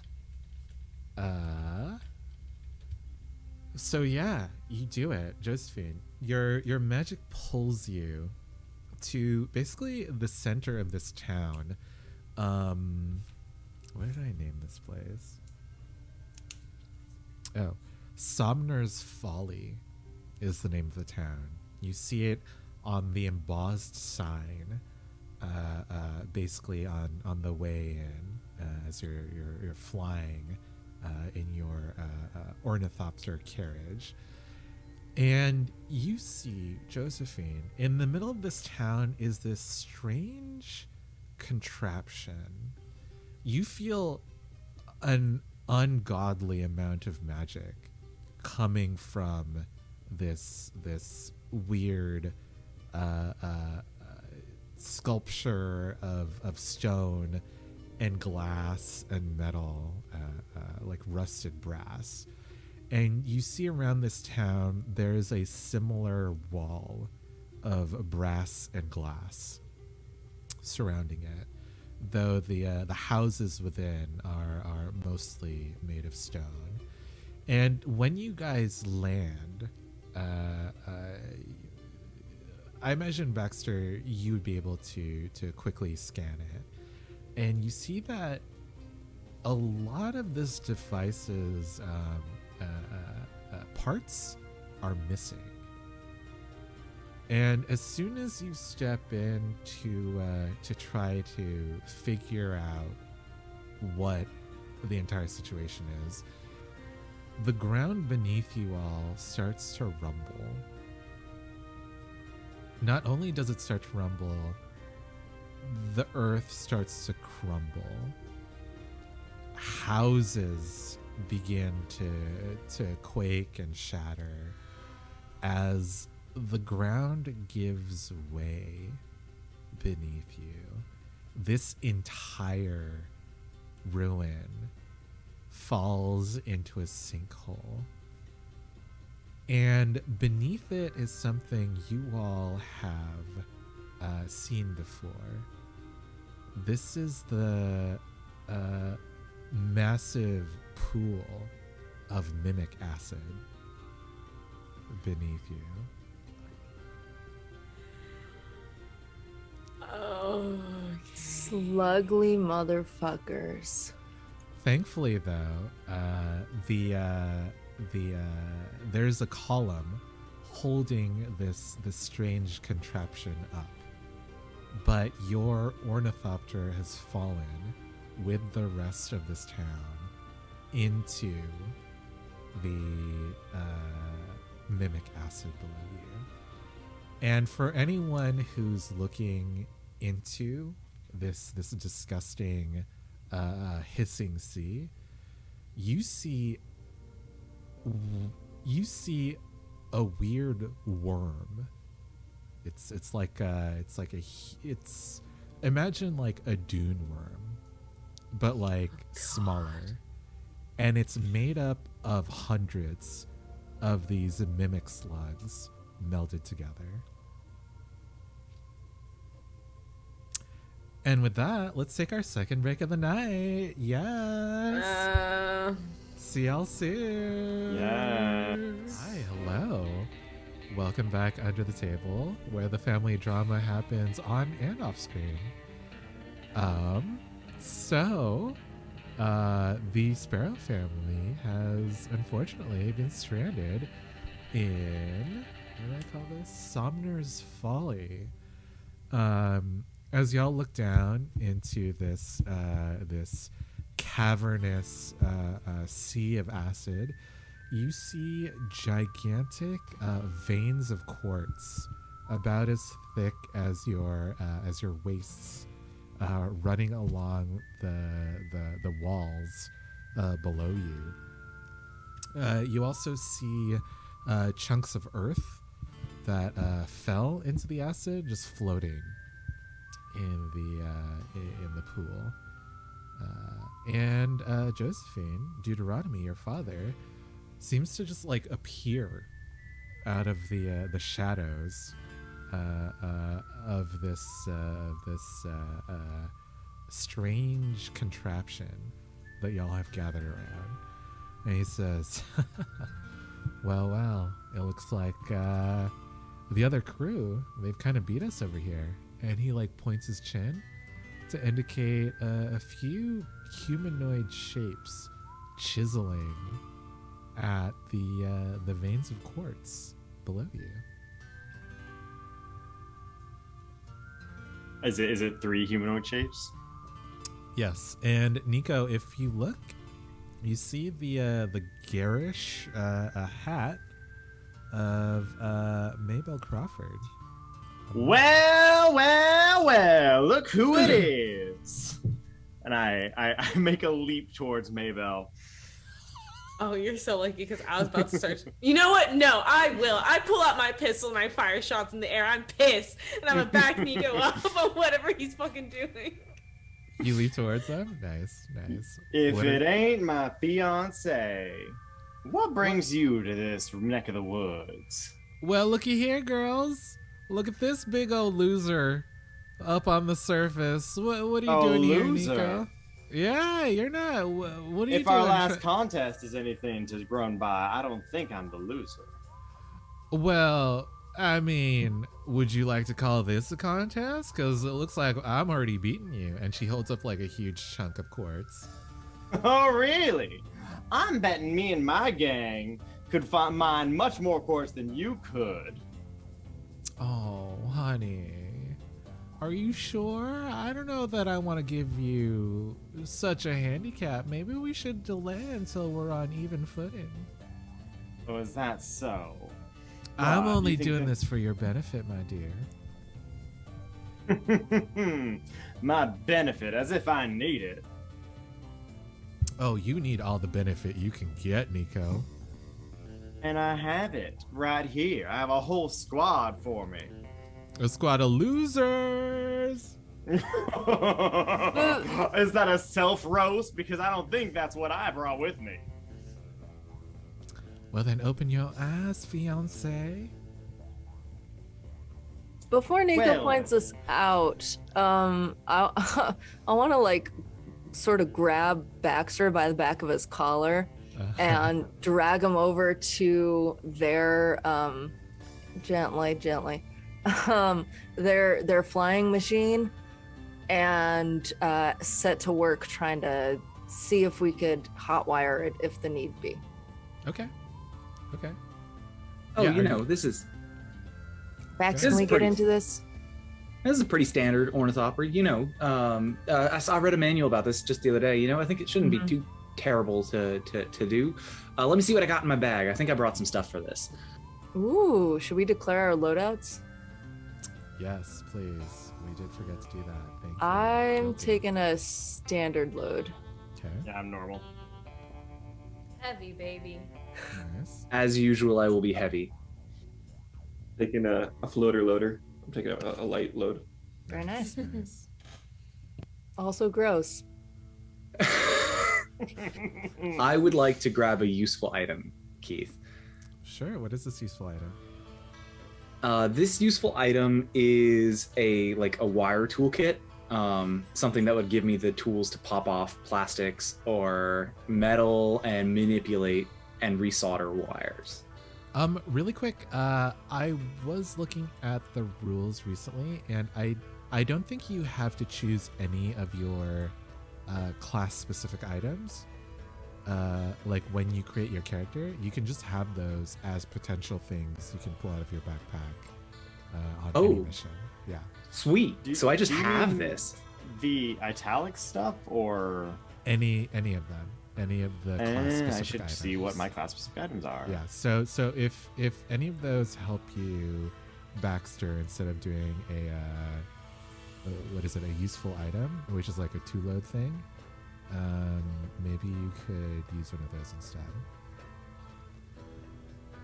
Where are class specific items listed?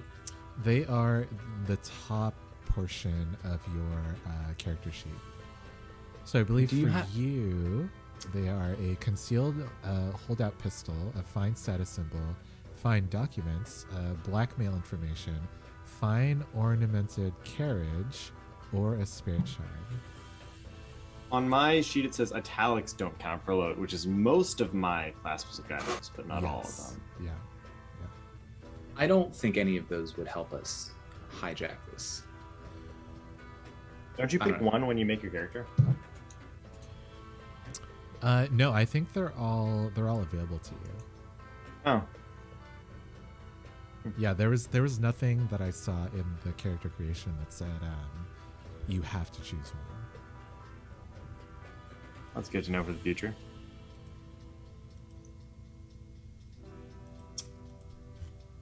So Tallulah and Baxter have escaped towards their flying machine.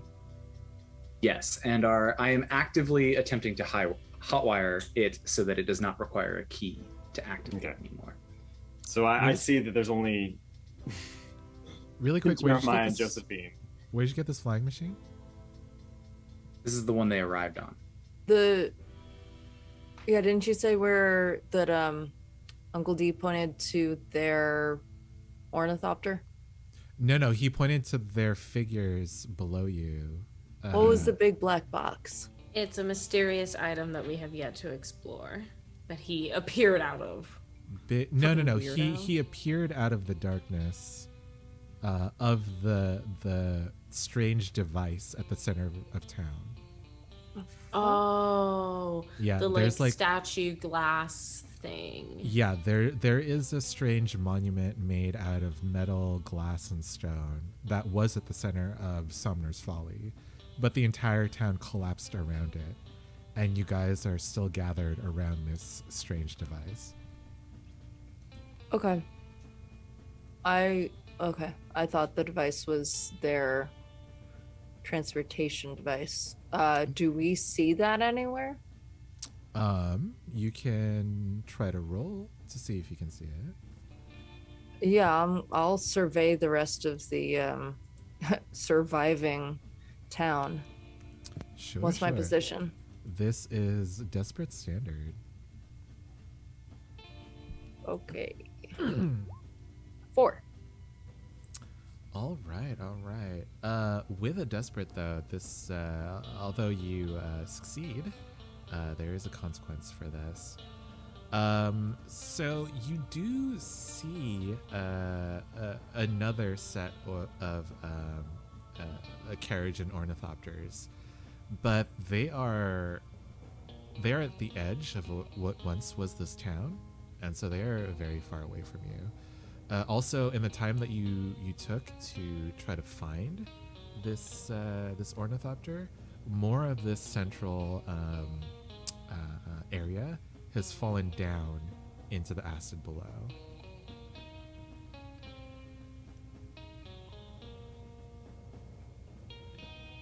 Who else would like to be doing something? I imagine Nico and Maybelle have continued to hurl insults at each other during this entire Oh, of exchange. course. Yeah. I want to think, shoot them. I think I'd like to survey. What are you surveying, Baxter? I would like to look for locations that would compromise, locations that I could, reasonably destroy, that would compromise the ability of this crew, this motley crew of 3, to continue mining. Not immediately interrupt, just hinder in the future. I'm glad we're all on the same page here. Okay. Yeah, you can look for these. As a note, they are far below you, though. In this acidic cavern, basically. Desperate Standard? This is Desperate Standard, yes.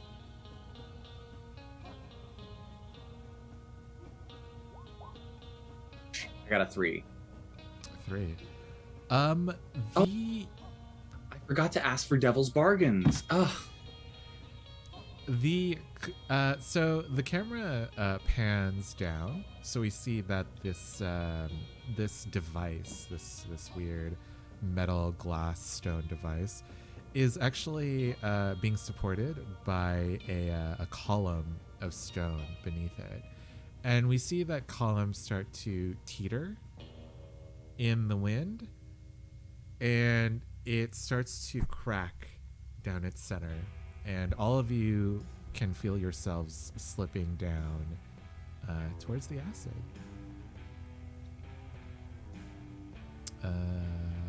Josephine, you said you wanted to shoot the... Yeah, but now I feel like I fucking have to help everybody get away from the goddamn acid. Ugh, God, I hate Something it clean here. up. Something. What Yeah. would you like to do, Josephine? Or anyone else?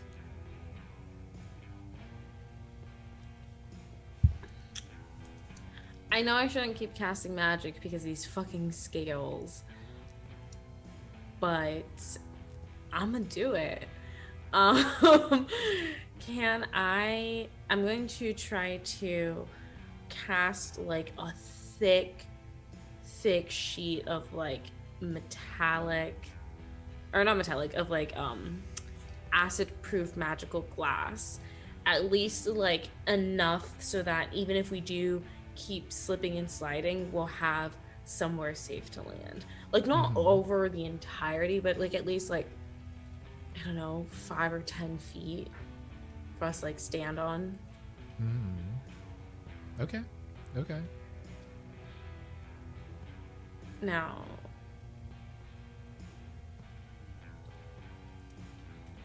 Can I? No. No, I don't need to. I don't need to make my own bed. I'm already fucking in a fucking mess. Okay, I'm gonna roll a tune. Thanks. Bye, everybody. Okay, this is Risky. desperate scene. Is anyone helping? Would you like a devil's bargain? I already rolled. What'd you get? What's your bargain? What is my your father helps you. No, absolutely not. I got a 4. Oh, but it's so benign. No, it's not. The man's a master criminal. No. You got a 4. Let's see.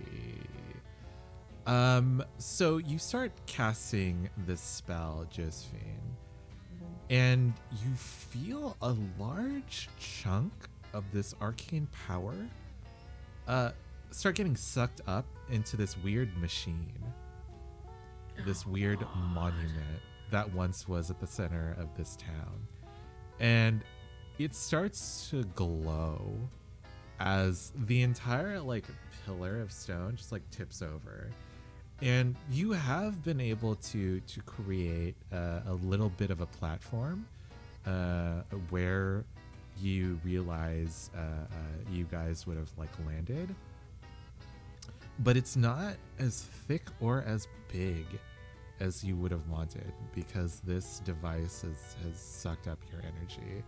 So I'm going to say that all of you should roll a fortune die to see who gets a little lick of acid. Also, Josephine, if you like, you can resist this consequence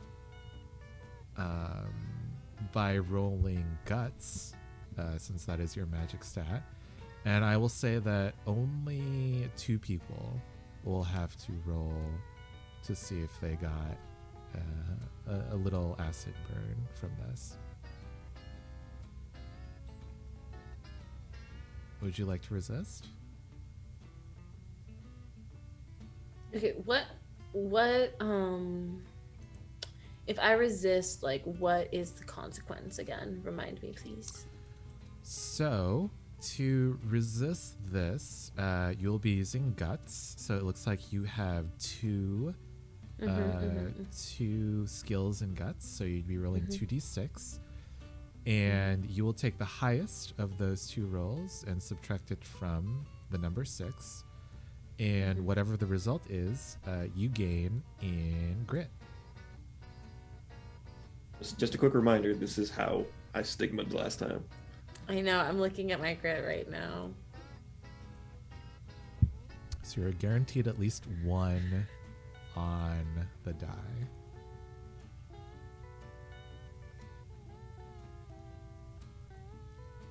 Nah, you'll be fine. Y'all can don't do it, handle bestie. acid. All right. Everyone roll a fortune die to see if you get a little lick of acid. Oh wait, where's the fortune? Okay, what is fortune? Roll fortune is underneath your contacts. Or contacts list, yeah. Oh, Sorry, underneath what? I thought it was just a. Underneath your contacts. Oh, I got a Yes. 1. Oops. Okay. How many do A we single? roll? Just Just One? one fortune die.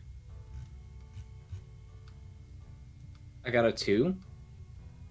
Nice. I got I a also 6. got a 2. Wait, you What roll is- 1 or Yeah, we're rolling You 1 roll or natural. 0. You just roll a 1. because Oh, wait, I You roll one rolled die. You roll one die. I rolled neutral, which rolled 2, which gave me the lower of the 2. Yeah, same. Yeah. Okay, everybody, the 3 of you just roll. try it again. Just hit roll fortune and hit Yeah. 1. Yeah, just roll Okay. a 1. Yeah. Oh, okay, gotcha. Duh, that makes sense.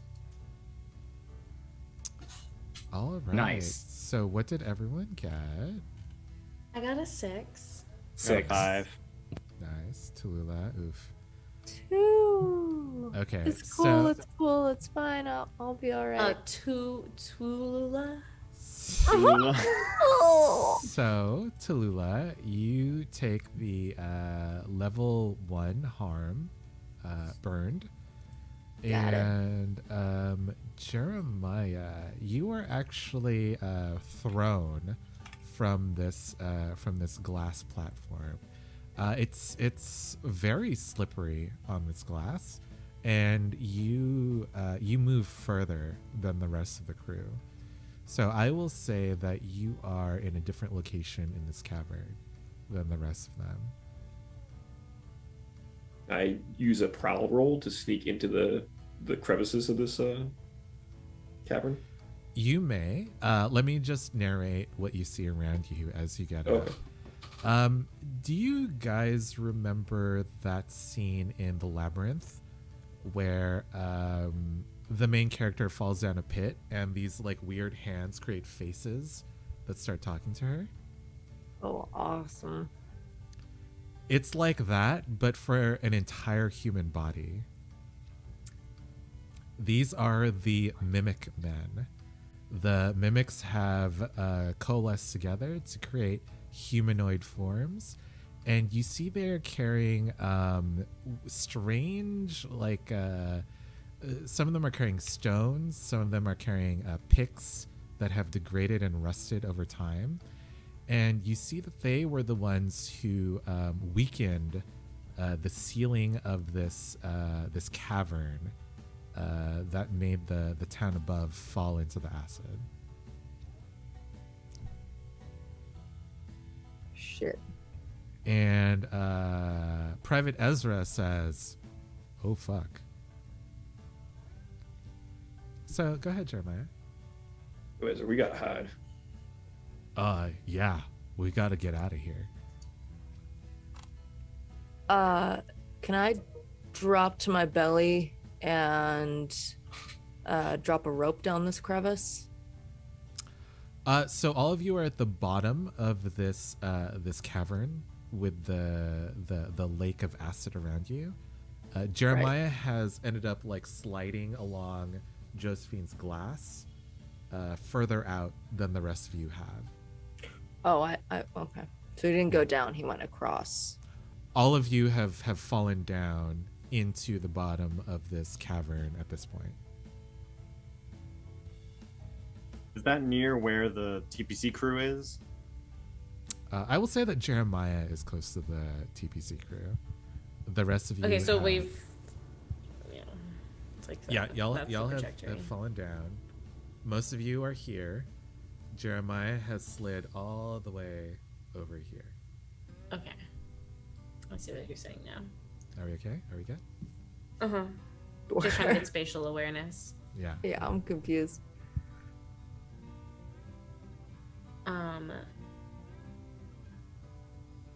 Jeremiah. Yeah, no, I'm just... You're what trying kind of to, what kind of roll is this? what kind of role would you like to use? I'm gonna use prowl, but I mean, what is my position? Your position is Desperate Standard. Okay. You can push yourself or take a Devil's Bargain, or if anyone else wants to try to distract the Mimic Men.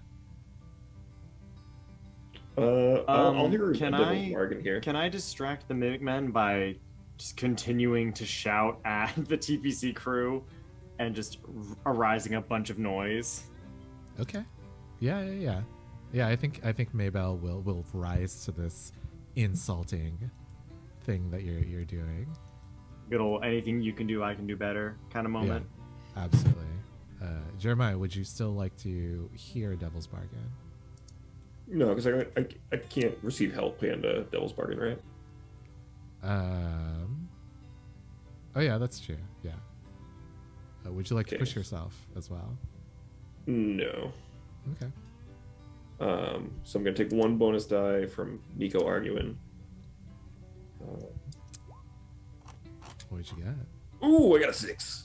Oh my Nice. god, I'm so good at this. Why am I only good at this? It's the only thing I'm good at. Just don't jinx it. Shh. You're gonna scare off the luck. So that's a 6. Yeah, tell us what this looks like. How do you hide from the TPC crew and the Mimic Men? I think there's literally a crevice that nobody else can get into because everybody else is carrying like all this gear with them, and it's just thin enough or just the right size for Jeremiah's slender body to kind of sneak into this crevice, and he's kind of he's shimmying his way over to the TPC crew because we're gonna snag that bag. Nice. Yeah, and Private Ezra is like behind you somehow. He says, "Yeah, this is a great idea. Yeah, You got him back, right? yeah. Just make of sure course. nobody's coming. I'll watch the front. We'll be good. Yeah, you can count on me, 1000%."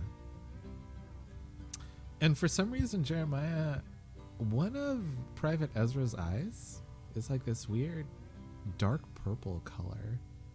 There's like a flash of it, and then it's gone. Should go get that checked out when we get back home. Yeah. No, but we got to get out of here first. All right. Who else would like to do something? Tallulah, Nico. I want to do something. Go ahead. I will continue to shout flirt with Maybelle. And I'll go, alrighty then. If you think you're so cocky, how about we make ourselves a little deal again? One more game, shall we? Yeah, what kind of game you want to play? You know, I'll always beat your ass. Oh, will you now? Well, how about whoever's got the most quartz when we get home wins?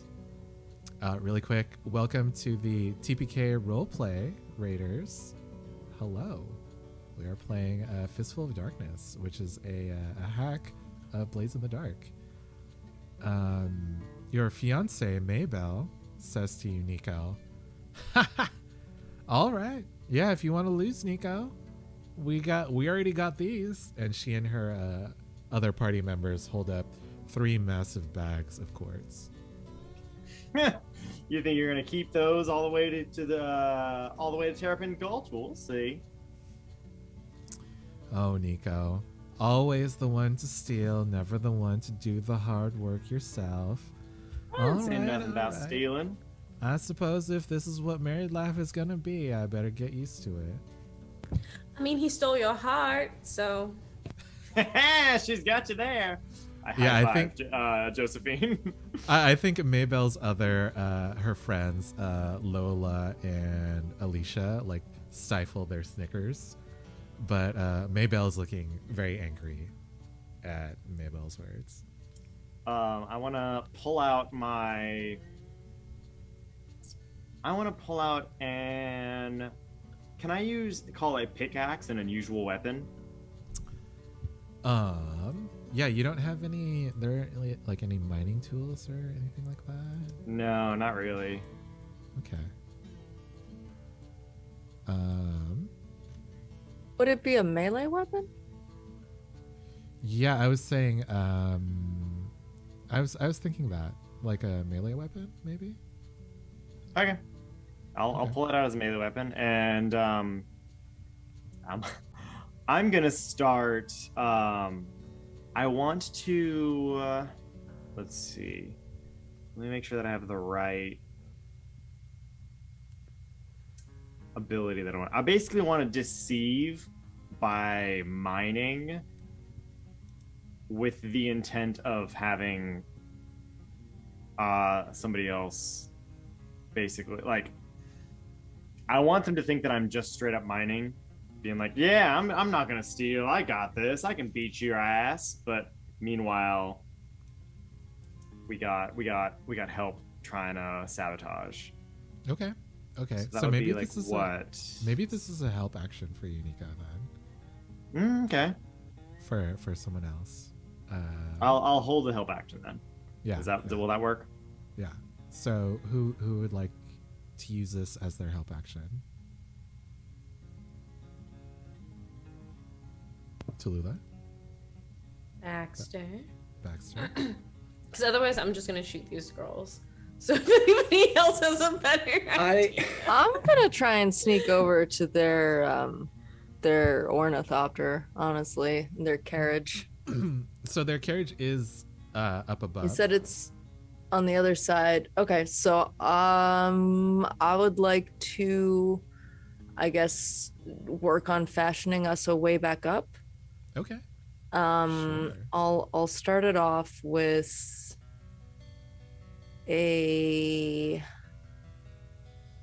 let's say I use useful item for like a grappling hook that I could shoot? Okay. Yeah, maybe you got this from where would you get this from? Who would have it? Maybe the knitting circle, since they're the spies. Mm-hmm. Yeah, they totally have this. Yeah. Okay. All right. Yeah. So then let me sling that up at the top and see how we do. You have like a grappling gun. What's Nico, my position? Nico, do you feel like you could be helping here? Yeah, I mean, my helping is to be a distraction. Okay. So I'm trying to like, basically, I'm trying to make the TPC crew so confident that it's through a 3v1 that they're like, we're fine, it's no big deal. Right, and they're not paying attention to anyone else in the crew. Yeah. Okay.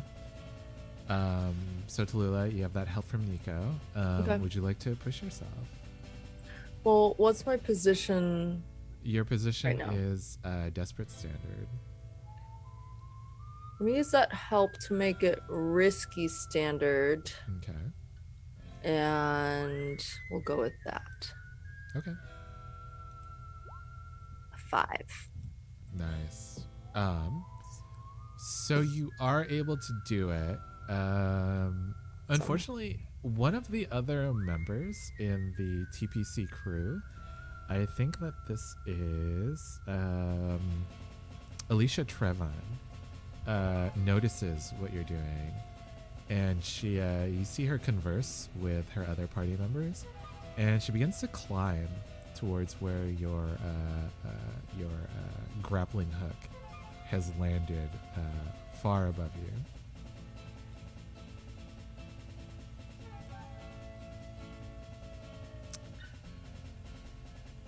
Who else would like to do something? Baxter, Josephine, Jeremiah.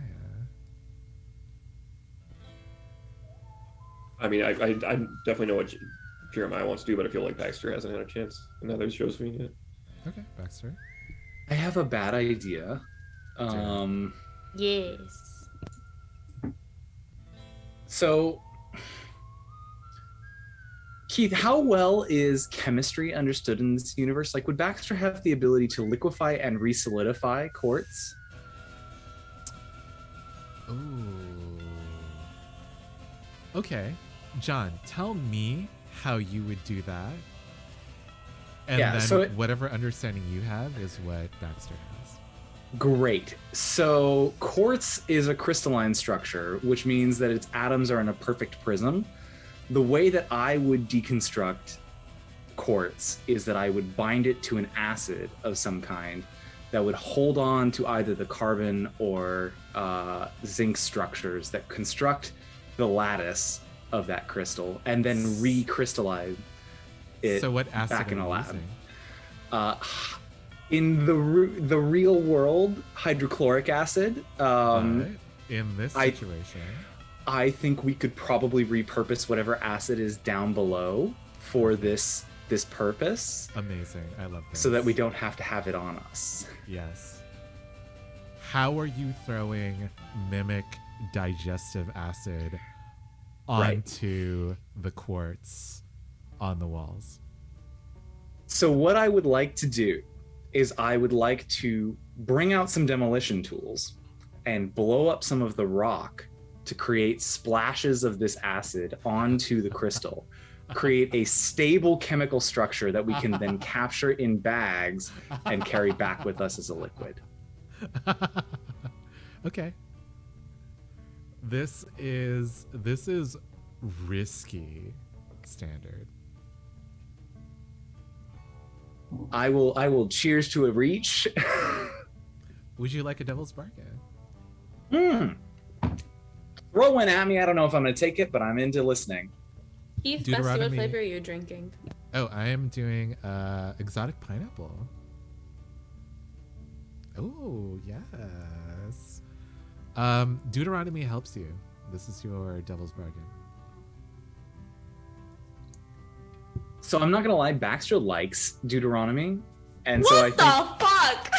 I think he would actively Are like you surprised? if he didn't if Deuteronomy had any inclination towards this, like if he looked at me, I would be like, hey, help me do this. So totally in character, I will accept Deuteronomy's help full on. Yeah, you see him tap something on his boots, and he just like launches himself into the air. Joseph, anyone with attune, you can feel wind magic coming from Deuteronomy's boots. Big second deal. I can use wind magic too. As he plants your demolition to, I imagine, dynamite all along the walls of this cavern. Almost certainly dynamite. What else do we have? Do you have a preference on what I would roll for this? You tell me. So I'm not doing very much. Deuteronomy's doing a lot of the work. So I think that my job would be more to either read or survey for the sites of those demolitions to make the acid splash in a way that we could capture it. Okay, that makes sense. So this is desperate standard. I'm inclined to a read since I'm trying to gain information off of the objects. How do you feel about that? That makes sense. So you have this help from Deuteronomy. How would you like to apply that? Right. I would like to apply that as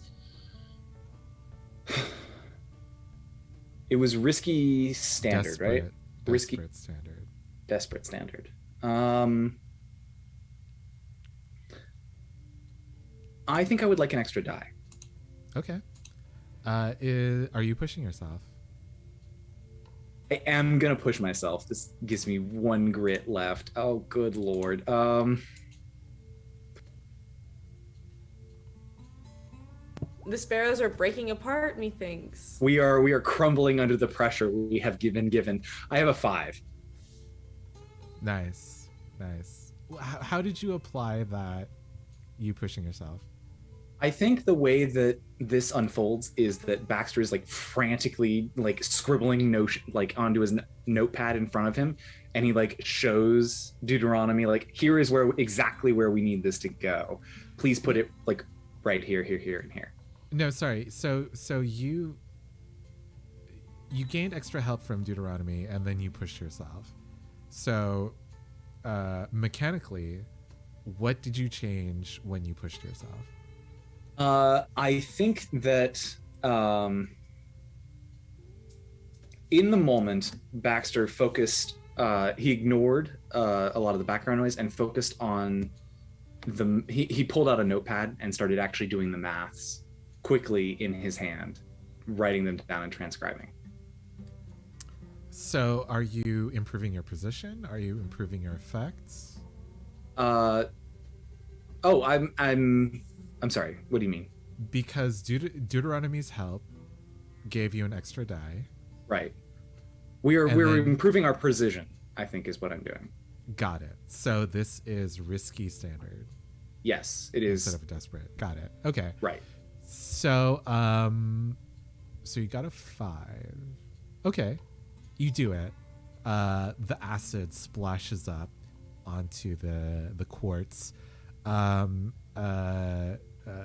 The TPC crew starts yelling as the material under their feet starts to like slough off onto the cavern floor beneath them.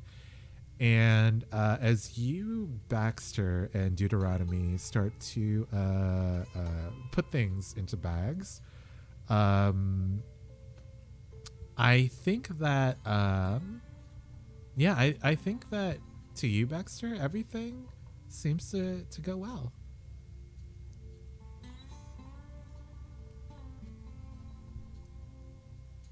Well, thank you. Yeah, and Deuteronomy is like, yeah, I can carry everything. You just need to just try to find a way out of this.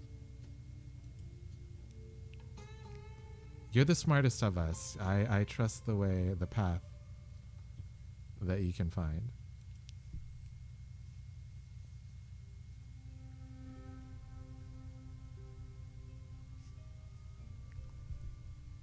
Me, John the player, would like Liv to shoot him, please.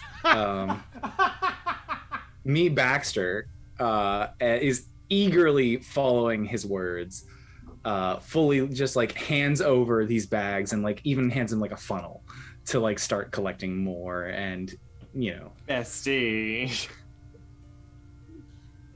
Nice. Thank you, John. Thank you.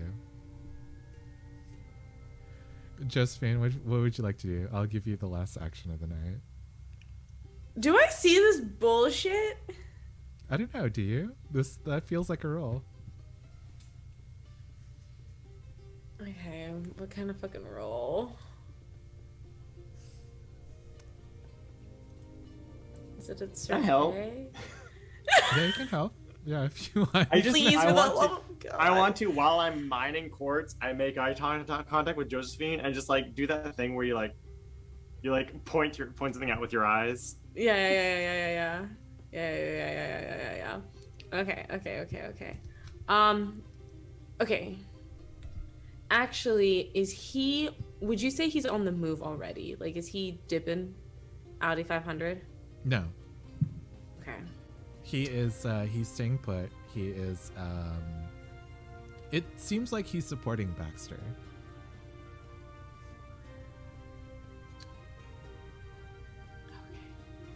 Okay, then I'm going to read because I want to get a read on his intentions because me, Liv, the player, know it's bullshit, but let me get a read on this fucking asshole.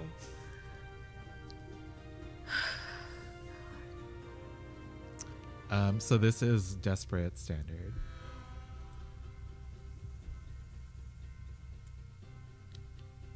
I'm gonna push myself and give myself an extra die. Nice. Yeah, as these rocks just like splash acid up onto this wall. And you have my help. Yeah. And as y'all are like dodging between the rocks and the acid that's like pouring down on you. Mm-hmm. Okay. And when I push myself, is that 1 grit or 2? When you push yourself, that is 2 grit. Okay. When you cool, help that's what I someone else, thought. that is 1 grit. Yeah. Okay, I'm gonna make it risky standard with an extra die. Got it. Good luck.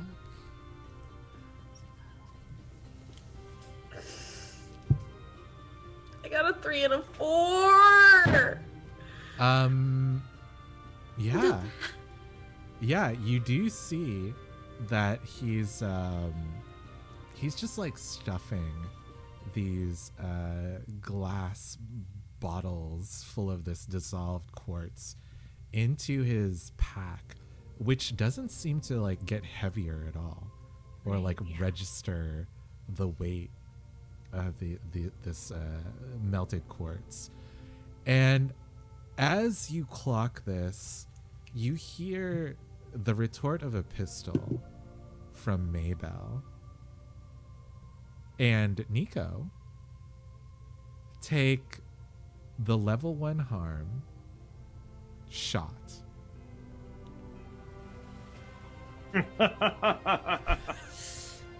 Playing dirty, just like always, huh? As your fiance says, did you think I would play any other way? No, ma'am, and I don't plan on playing any different. And with that, I think we're going to close out this episode. Welcome to Quest and Chaos. Hi, Thank you besties. for your raid. How is everyone doing?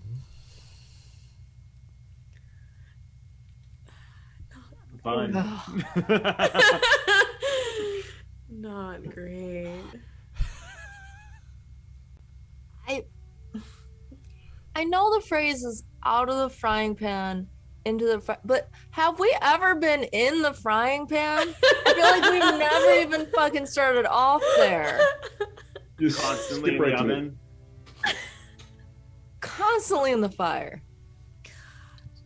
Where do we go from here? We're is literally that under frying- fire in How? Nico's case. Wait, How? wait. I'm having a dumbass moment. Is it out of the frying pan into the fire? I thought it was into I think the so. oven. Oh. No, baby, it's fire. Babe. It's the fire is underneath the frying pan. But the oven is also underneath the frying pan. Is it hanging open?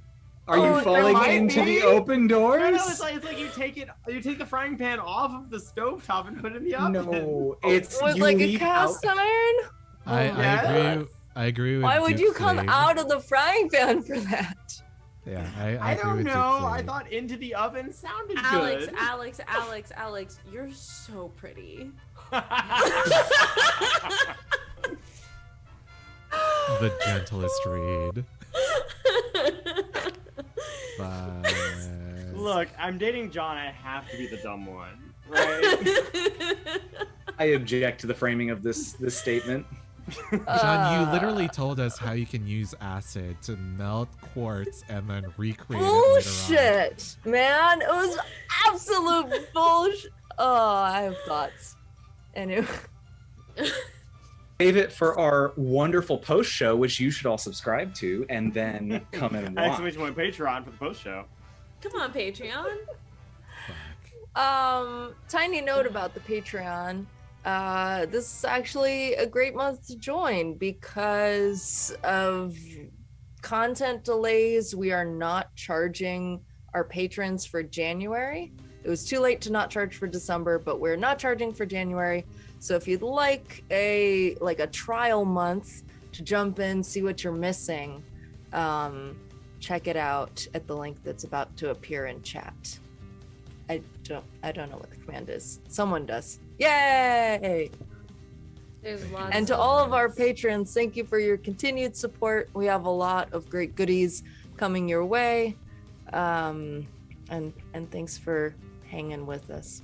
Absolutely. And if you would like to debate John on what acid would do to an actual crystal of quartz, you can join us on our Discord and yell at everyone, go through different... Shit. Oh, wow. Thank you, Will Shipley. Thank you, that. Will. Whoa. 800 bits. Aww. Thank you so much. Thank you. What a Number gift. one cheer. Mwah. Thanks. We love it. So thank you for joining us, dear audience. I have been your GM for tonight. Hopefully I have delivered the family drama in the form of Deuteronomy Emerson. And Deuteronomy Dickwan Emerson. and Maybelle Crawford. Hopefully that 1-2 punch was My able queen. to slake your drama. You can find me here on TPC on Mondays and Sundays. All right, let's do outros. Let's go in reverse order. John, tell us about yourself. Hi, I am John. I don't stream anywhere else, but you can catch me here on Mondays with this lovely crew of folk. Instead of the time you would have spent watching me do something else, you should instead check out your local food bank. I've pitched them before, but food banks are the best thing you can do to help people in your area. They stabilize food and promote local farming and growth. So please check it out, donate money, and really just donate money. Better than any food you can donate. Nice. Thank you, John. Guilty, tell us about yourself. Hello, I have been and continue to be guilty. You can find me here first Wednesday of every month playing Wrath and Glory. Woo! The 40k TTRPG with Keith and Tim and Lana from Sundays and rotating guest cast. Usually Tuesdays on my own stream and alternating Saturdays playing Vampire the Masquerade on That D'Angelo's channel. Phoenix by Night Season 2, baby. But yeah, just in general, everywhere across the internet at Guilty Cosplay. And I think next week we're gonna have a Monster Hearts game to wrap up the year. But yeah, check the Twitters for more updates on that. Thank you, Guilty. Tim, tell us about yourself.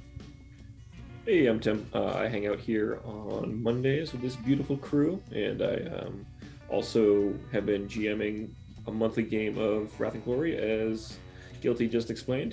This week, or this month, I should say, we're going to have Booze Bear playing an orc, which will be fun. Our good friend Booze is going to pop in, and we're going to have some Children of the Old Ones hanging out. Otherwise, yeah, that's about all I got. Come hang out on our Discord. I like to talk to everybody there and shoot shit, so do that. That will be fun because the rest of the crew is a bunch of elves. Yep. So, yeah. Liv, please tell us about yourself. Hi, my name is Liv. I freshly turned 27 yesterday, and I missed all of these cuties. What the heck? But if you wanted to see me and my other shenanigans, follow me on Twitter because I do a bunch of stuff, and I usually tweet when I'm going live at Live in a Day on Twitter. I'm Liv. It's my day. I'm living it. But I'm here on Mondays. Very, very soon, I will be back playing queer-ass D&D over on Rule of Lore. I'm pretty sure the season's going to open with me getting arrested. So there's there's your hook if you wanted to check it out. We do a Waterdeep Dragon heist, Into Deep, BK do heists. I should eventually someday after the holidays probably be back on Runaway Robot, where I'm playing a different version of D&D where I'm trying to escape hell, and you can hear my voice on Sundays, first Sunday of every month over on Super Idols RPG, which is a podcast where I play a little teenage girl who can rap so well she became Sailor Moon. That's the best way actually to describe it. Yeah. What a hug.